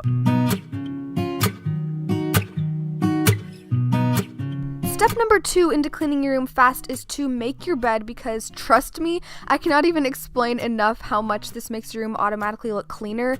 And once your bed is made, you're gonna have a lot more motivation to clean the rest of your room, because I don't know what it is about the bed, but like I think it's the best way to like start out cleaning your room. I don't know, it just makes everything look so much cleaner, and you get a bunch of chunky, like taking up space, I don't know if that makes any sense, pillows all over your floor, and it just gets things out of the way and makes your room automatically look 100 times cleaner. So definitely start out with this, and then you can work through the rest of your room.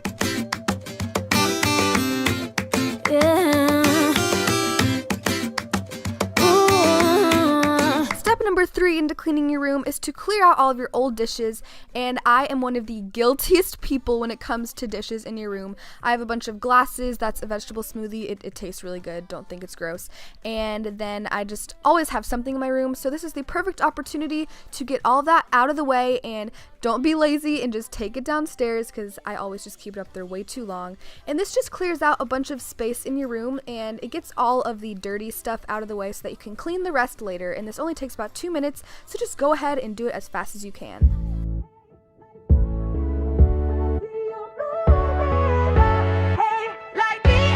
Raise your hand if you have so many clothes and blankets sprawled out all across your floor, hanging out of your dressers and your hamper, because if your hand is up, that is definitely me. I am so guilty of having clothes all over the place. Even if they're clean, I'm just a lazy person, and I'm gonna work on that in the new year. But anyway, I just gathered up all of my clothes, and now is the time to sort them out between dirty and clean. Obviously, you're gonna wanna put your dirty clothes in the hamper so they can be washed, and with your clean clothes, you're just going to want to either fold them up and put them in your dresser or hang them up in your closet.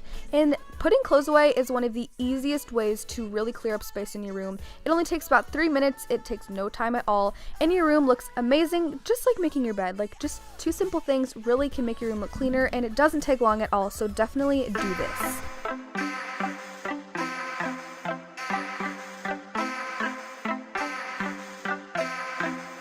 One thing about a messy room is a lot of random knickknacks and stuff like that is usually all over the place, so cleaning your room involves putting all that stuff away. Obviously, I'm sure you guys knew that, but you're just going to want to go ahead and take all of your random things hanging all over the place and put them away. Try to keep everything organized, and there's usually a bunch of stuff all over my dresser and nightstand and things like that, and I also had some studio lights all over the place, so just putting these things away is one of the final steps after you've cleared out dishes and clothes and everything like that. Now is the time to put away miscellaneous stuff, and this also really clears up space. I mean, it's pretty self-explanatory. Just make sure not to forget this step, and it only takes 2 minutes, so it's pretty great, and you're almost finished with your room. The final step into cleaning your room is actually to dust and clean every single surface, because I don't know about you guys, but whenever I have glasses and dishes, I get these gross marks all over my surfaces in my room, and I actually have a really cool life hack for you guys to do this super fast. You're going to want to take a pair of socks, and I know these look dirty and stained, but I promise you they're clean, and you're going to put them on your hands, kind of like little mittens, and with one of the socks, you're going to want to wet it and put some cleaner on it, and you're just going to scrub off all of these stains and marks that are on your surfaces, and you're going to want to scrub pretty hard. It's actually kind of fun doing this, not going to lie. And then with the other hand, you're going to make sure that one is dry and just use that one to dry everything off. So it's kind of like one hand cleans and the other one dries. If you're in a hurry, this is pretty great because I find it works a lot faster than using a dust rag and spraying it. This just works really well, and you guys should definitely try it out.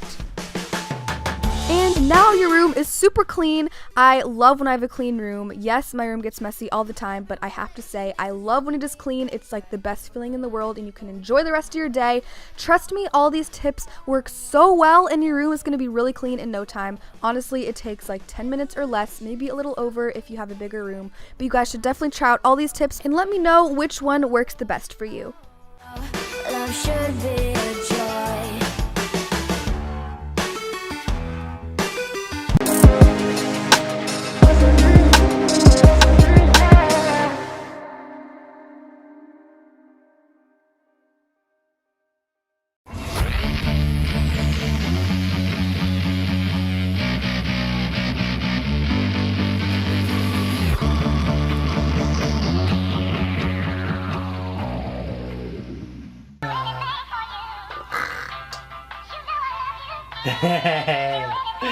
Hey you. Hey team, what's up fam? Welcome back to another video. Those are all great shows, but tonight we are watching the A-Team. You know, today I decided to get, first off, before we even get into today's video, before I even get into the normal spiel, look at your boy. Imagine my girl in our room looking flawless or whatever, you know?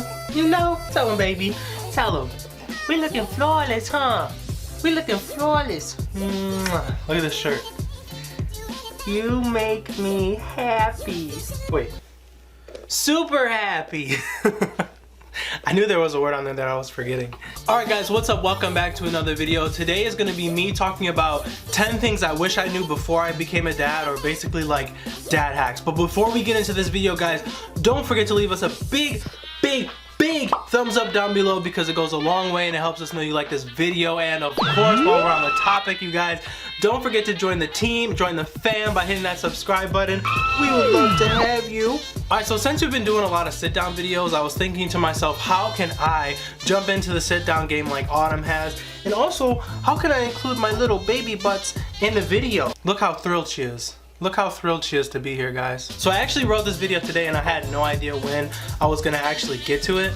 And so I just dropped Aurora off from school, and when I got back, the original plan was for Autumn to get ready so that we could go do a vlog with the babes. And then she fell asleep. So then I'm like, well, I guess I'll just do homework. So I got Zara to fall asleep, then I got Mir to fall asleep, and then I was gonna start my homework. And then Mir decided that she isn't about nap time, huh? She said, no, I wanna be in the video with my dad, huh? You wanna be in a video with your, what? Oh, how did you, we're just sitting here. How did you lose, how could you possibly have lost a sock? Huh? What did you do with your sock? Why are you sad? All these things are happening. So if you saw me on the street without seeing like any of our stuff, I feel like your first thought wouldn't be dad. I just don't think I look like the traditional dad, I don't know, but I'm a dope dad. That's right, booyah, suckers! So being the dope dad that I am, I figured I'd drop some of that knowledge on you guys, you know, sprinkle a little bit of that good stuff on you, and get you ready for the game before your baby gets here, and or get you ready as your baby's coming, or if you already have kids, just brush up on some tips. I think it's weird that there's so many videos about like mommy parenting, but there's not a ton of videos on the daddy side. So let's get on to tip number 1, right baby? Alright, anyway, so for tip number 1, let's talk about labor. So for labor, as a dad, you want to be prepared. Like, I think, especially with my first child, it was like, you think that you're gonna be in and out. It's like a motel. You get in there, you check in, you're like, all right, we're ready to have this baby, and you put your Glover's mitt on, your catching mitt, and you're like, all right, go. And it doesn't work like that. Like, you're not gonna be sitting there for a couple minutes ready to catch that baby. Chances are, as much as you think the baby's ready to come, they're not, unless your wife or your girlfriend's water breaks before you guys get there. Like if it's one of those kind of situations where your water breaks and it takes you a little bit to get to the hospital, maybe then it might be a fast scenario. But for the majority of people, for the most part, like, you're gonna be sitting there for days. Especially nowadays, a lot of people get induced, and if you have twins like we did, you get induced. So I think we were there for like 2 days. So be prepared to be there for the long haul. This is basically the long and short of it. And also be prepared to do a ton of work, because that first couple days in the hospital after Mama Bear gives birth is like, she's so tired, she doesn't know what's going on, she doesn't care what's going on. As long as she knows the babies are good, then that's it, she's gonna sleep. All right, so let's jump into tip number 2. So it comes right off of the labor and delivery part, and it's when it hits you. When girls find out they're pregnant, like the moment they take the test and it comes back positive, they're a mom, like, period. Like, they're ready to be a mom, they're already thinking about baby names, they're already thinking about all these crazy things that dads don't think about until the baby is born. I think that's when you really turn up to be a dad and dad mode turns on. That's when it was realest for me, and that's when I started to do my thing. And I think as time goes on, you get like more and more into it as a dad. But like for a mom, you're just from the jump. Like as soon as you take the test, like you're ready to be a mom. So I think that's important to talk about, because it's hard for dads to relate to moms until the baby is born, because moms are so, yeah. Moms are so like, they're so connected to the baby. Plus the baby grows in the mom, so it's like, it's hard for dads to have that connection with the baby until they're here. Then you have all kinds of fun. All right, so the next thing I want to talk about is changing a diaper. It's actually very important, but it's not as big of a deal as you think, or it's not as big of a deal as people say. So it's not a big deal to change a diaper. All you have to do is remember that, for one, you need to change your baby. So keep that in mind. Keep checking the babies. And especially nowadays, it's so much easier if you buy the right kind of diaper. They come with a blue stripe, so you know once it's blue that you need to change the baby. I recommend checking the baby at least once an hour, at least. But you should be kind of just like, you'll get used to it more often, like the more they go. But basically you just want to get into a pattern of checking the baby, making sure they're not sitting in the pee. Because sometimes I think they always cry when they poop, but when they pee, sometimes they don't cry and they're chilling, and you don't want them to be in that moisture because it breaks down the skin. Right, baby? Yes, baby. It breaks down the skin, and then you have diaper rashes and all that kind of stuff. Right, honey? Are you having a bad memory? Are you thinking about getting a diaper rash? You haven't even had a diaper rash. All right, so tip number 4 that I gotta remind y'all of is dads come last. Like, you prepare yourself to be dead last, man. Like, at the end of the day, no one cares how dads feel, because you got, especially if you have girls, you got the baby girl. That baby girls, baby boys always come first, especially girls though. Always come first, period. Baby comes first. Second is your wife and girlfriend. I think like, when you're in a long-term relationship or you're married, obviously, you pretty much know like your girl is coming first regardless. So once the baby comes, they just one up your girl, but your girl's still gonna one up you always, so you'll be dead last. So that means like all your needs are pretty much gonna come last. So I just want to, like, a word of caution, like, obviously take care of your family first and like get done what needs to be done for the babe, take care of your girl the best you can, but also set aside some time for you. That's like gym time or like hobby time, stuff that you like to do, like any hobbies, video game.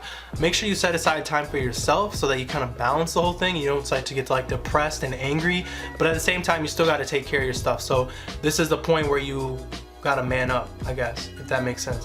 This is like the true essence of being a man. It's like putting them first, getting their stuff done, but balancing what you gotta balance. And if you're tired, nobody cares. Like, there's so many days where I come home from work, 12-hour shift, or I come home from school, or I'm in between classes, and Autumn is like, are you gonna take care of the babies? And I'm like, well, I just went to work. And she's like, I don't care, I'm tired too. Tip number 5, this kind of ties into it, is forget being serious. You're never gonna be serious again. Never. Like, you can forget about it. And you can forget being taken serious. Just have fun with it. Like, just see the funnier side of things, because so much is going on and so much can go wrong as far as like parenting babies or even as they grow up. And so you just got to remember, like, see the funny side of things and see the enjoyable side of things.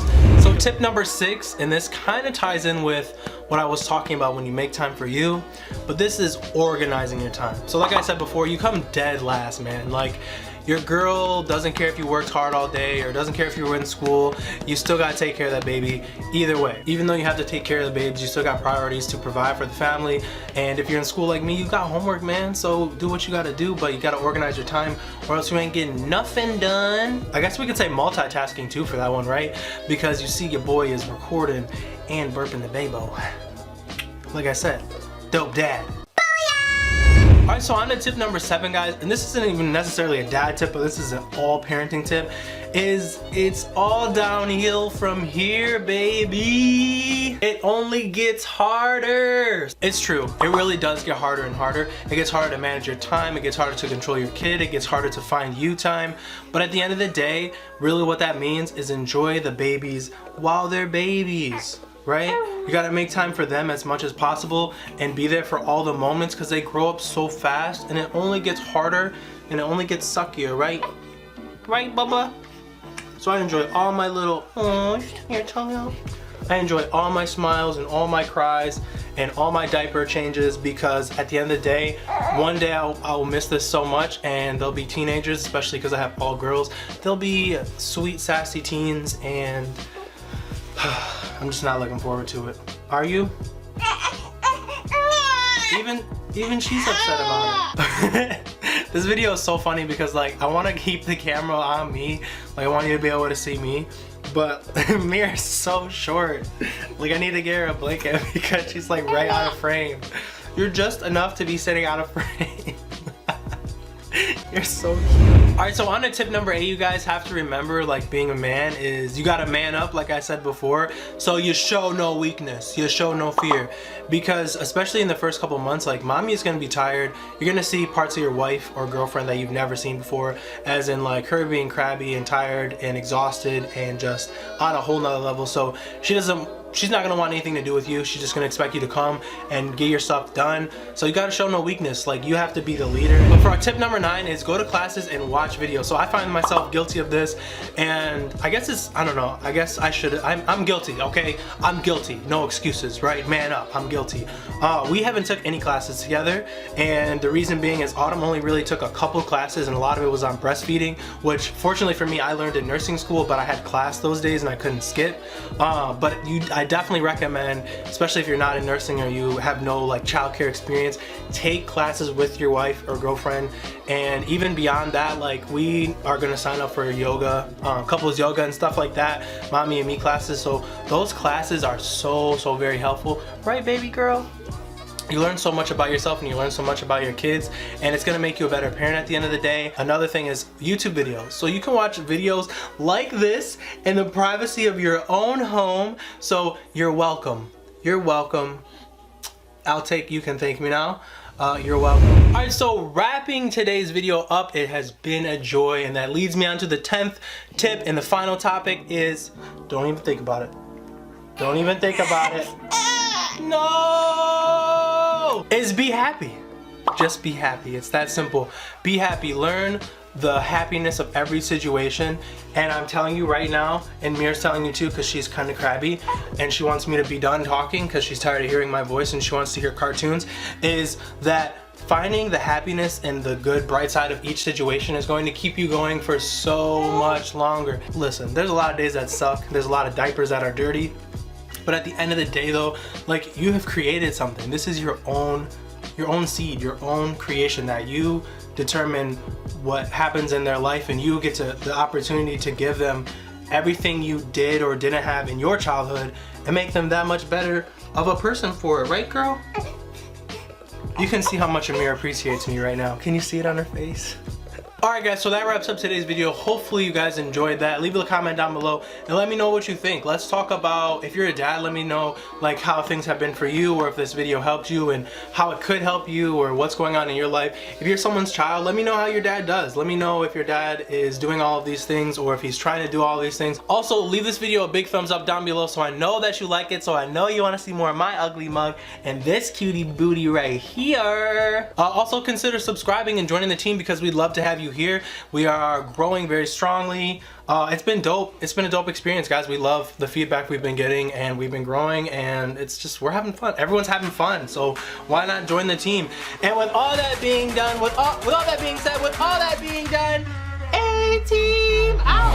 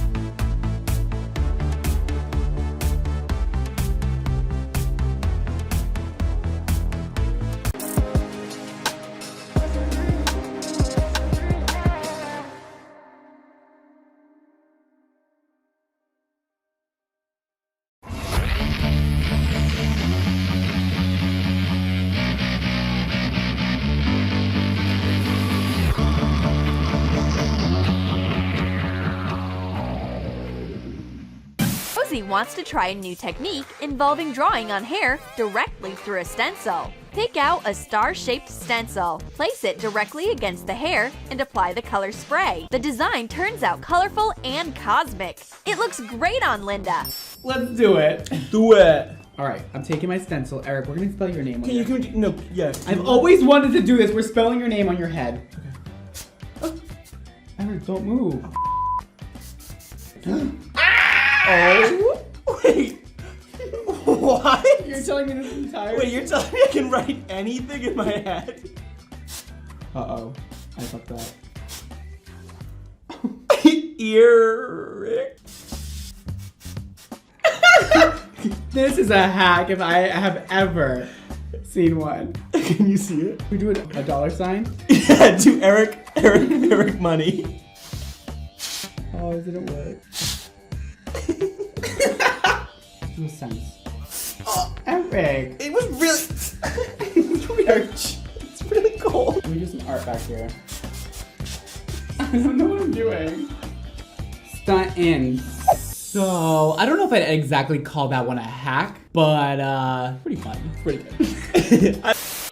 For this idea, we took regular bobby pins and pipe cleaners, green and yellow. Hot glue the bobby pins to both ends of the wire. Do the same with the other pieces of wire. Make a bun. Wrap it with yellow wire. Fasten the wire to the hair with hairpins. Insert the green wire bent in half in the middle of the bun. Bend the upper part slightly to make it look like leaves. With this summer fruit hairstyle, you will become the star of any beach party. Okay, Melissa. Yes, Dad. I mean, Brad. I don't know. I think that everybody needs to know how to execute a pineapple bun. Exactly. And this is gonna be the hack of the century. I love it. We're gonna put SpongeBob to shame. To shame. To shame. So, Bikini Bottom could never. We got green and yellow pipe cleaners. Is that what they're called? Yeah, pipe cleaners, pineapple cleaners. And we don't have a glue gun. So we're gonna make do. What do we have? Because I failed at preparing. What a surprise. All right, so we're gonna just twist it on. They use glue like for literally no reason. Yeah, no. It's so extra. They just wanted to be extra. Wait, look at this one. It's like weird. Let's try and do just the normal ones? Yeah. Not that there's anything wrong with being different. There's really not, but today there is. Yeah.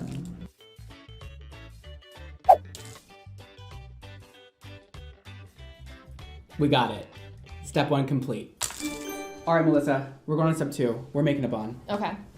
Have you ever had a bun, Melissa? I mean, this girl's had a...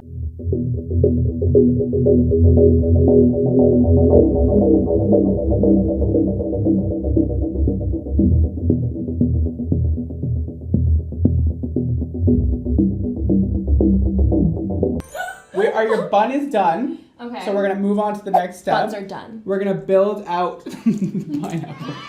Great. Okay, so they didn't really give me a lot of direction, but that's okay. This is totally a hack. I know when you wake up in the morning, Melissa, and you think, how am I ever gonna make this look like a pineapple? Yeah, the worst part is when I have to like use a real pineapple and just put it over my head. Oh, that's the worst. I know, you have to carve out the whole thing. make sure it doesn't drip on you. Oh my god. So, we're working around the bun. Eric, are we getting some pineapple action? Yeah, I see it. Wow, just what I've always wanted. It totally looks like a real pineapple. Perfect. Now, let's add some leaves. Melissa, head up, please. Make sure you stab their head on the way in. Love a good stab. Melissa, it really compliments your hair shape. Oh my god, thank you. This is what you're wearing out tonight, right? Oh yeah. Yeah. Wow. If this ain't it. Oh damn. Oh shoot, you look good. Oh shoot, y'all do pineapple buns? Oh shoot. Huh? Take it away. That's a hair hack! Yeah! Hair hack! So dry shampoo is a must for everybody. Might as well DIY it. So the mixture is pretty basic. We're mixing baking soda and cornstarch, and the levels are 2/3 cornstarch to 1/3 baking soda. Get ready for it to go everywhere. All right. So far so good, yeah. Wait, It yeah. looks good. That looks really good. All right, I'm gonna bring Eric in for some help on this part. Eric has my whisk. I've got the whisk. Got the whisk. We just went on a city-long mission to find baking soda and cornstarch. This one's a little tricky to find. This is a little tricky one right here. Yeah, we have a hard time finding Went that to a few one. places for that one. We got everything we need. We're gonna put a scoop of this in. Cornstarch. That's a heaping scoop. All right. Oh God, it's freaking. Oh, really a big help. We're doing 2/3 cornstarch to 1/3 baking soda. Okay, so we're gonna do one more of these. One more of these. One more heaping scoop. Heaping scoop. So the cornstarch is gonna take up the oils from your hair, and the baking soda is gonna deodorize your hair. So that is what we're doing today. And my hair is actually kind of clean because I just colored it, but I just put a ton of oil in it. So in real life, it's like really greasy feeling. So we're gonna try and get that grease out. Eric, can you attest to that? It's very greasy. Yeah, it is very greasy. Very greasy, okay. First step, we need to whisk it together. together. That is very crucial, important step to this hack, kids. Seems like it's pretty whisked to me. Voila! Blow out the microphone. Funnel. Done. Okay, can we make this top a little bit? Be careful when you take it out. Wow. Okay, hold on, I need to get it started. All right, so now Eric's gonna put this in my hair. Can we just do this side? I've not done direction. Oh, okay, so you just put it on the root. Oh, this side. Put it on the root. Kind of section out the hair and put it in there, all right? Wow. Is it working? Is it dry shampooing? Yeah, kind of rub it in. I think it is. I actually think it's working. Don't put too much directly at my scalp. I do believe this is working. It's definitely a new feeling having baking soda in your hair, but Eric, this actually worked very nicely. Yeah, it honestly feels less greasy. A lot less greasy. It doesn't like feel too like textured.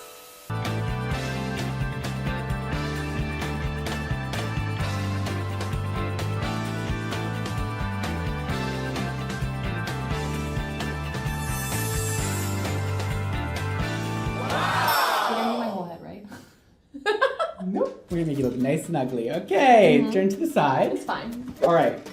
So basically, they take a piece of hair and they pin curl it with their fingers. It seems like this person might not be able to buy a curling iron or something, and they only have a flat iron, and for some reason... A lot of foil. They have foil laying around. Well, I mean, foil's pretty normal, but like for some reason, they don't want to curl it just using the flat iron. They want to put it in a foil. So this is a good hair hack, huh? Ooh, cute though. Oh! Wait, that's like so cute. It's kind of cute. So like cute. We do a smaller piece this time. Okay. Oh, we were just hacking away, huh? Yeah, just hacking away. These are the hair hacks of the cinch. Oh my god, did you just say cinch? The cinch. I can't tell if I love that or if I really love that. I think you really love it. Ladies, follow along. Honestly though? Oh, that's actually so cute. Kind of nice. Yeah. Okay, 5-minute crafts. I see you. I don't know if it deserves the name hack. Yeah. It's kind of like a... It's actually just a longer way of doing something. It's actually like way more inconvenient. Let's like leave that in and do another piece. Okay. Ooh. So cute. They're V-quiche. Ooh. Let's do this entire side with... Yeah, I just want to do one side. I'm gonna see my crush, it'll be fine. Do you have a crush? Yeah, a little bit. We're at that point where I'm like imagining our lives together, and I'm pretty sure he's gonna propose, but he also still doesn't know my... Yeah, there's that part. So Taryn Egerton, if you're watching this. Melissa! Oh my god, I know, I moved on from Cole Sprouse to him. Oh my god, this is so cute! They're actually like decent. They're actually like amazing. They're very bouncy and voluminous, and I don't hate it. So Brad doesn't hate it. Maybe a hair hack, maybe just a different way of curling.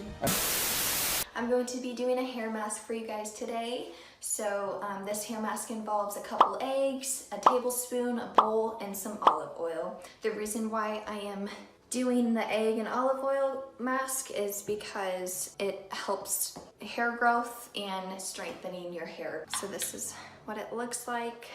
There's one, it goes right into the bowl of eggs. Here is two. You mix it together. I leave it in for around 30 minutes and then you can wash it out with shampoo and conditioner. Just, normally wash your hair out. So this is what it looks like. Wow! Perfect. So, now, we got our bowl. We have got our our oil. eggs that I'm not touching because I'm vegan.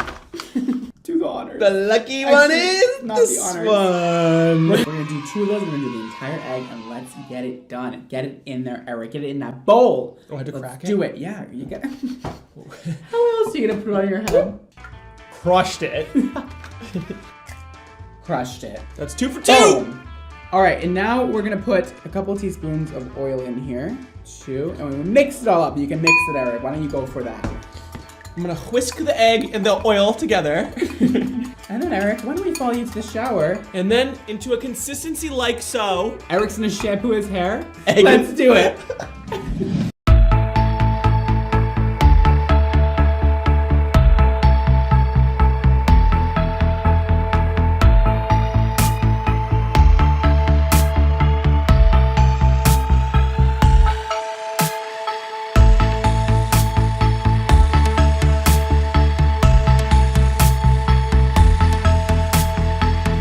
All right, so Eric's hair is now washed, and we're gonna blow dry and then apply the eggs.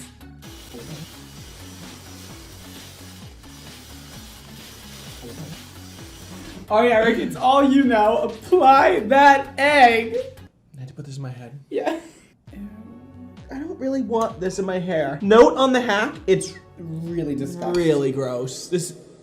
Oh, come, Brad. Do you actually think this is a hack? Why won't they just get some like? Go buy a hair mask, guys.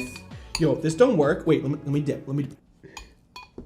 Eric. No. Get your head out of the bowl. Ew. I don't even want to touch it.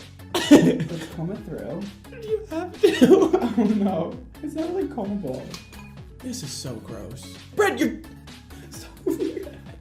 This is so disgusting. Like, who does this? All right, so Chloe said to wait 30 minutes. So we're gonna wait 30 minutes and we're gonna rinse this off and see if it makes any difference to Eric's hair. I hope so.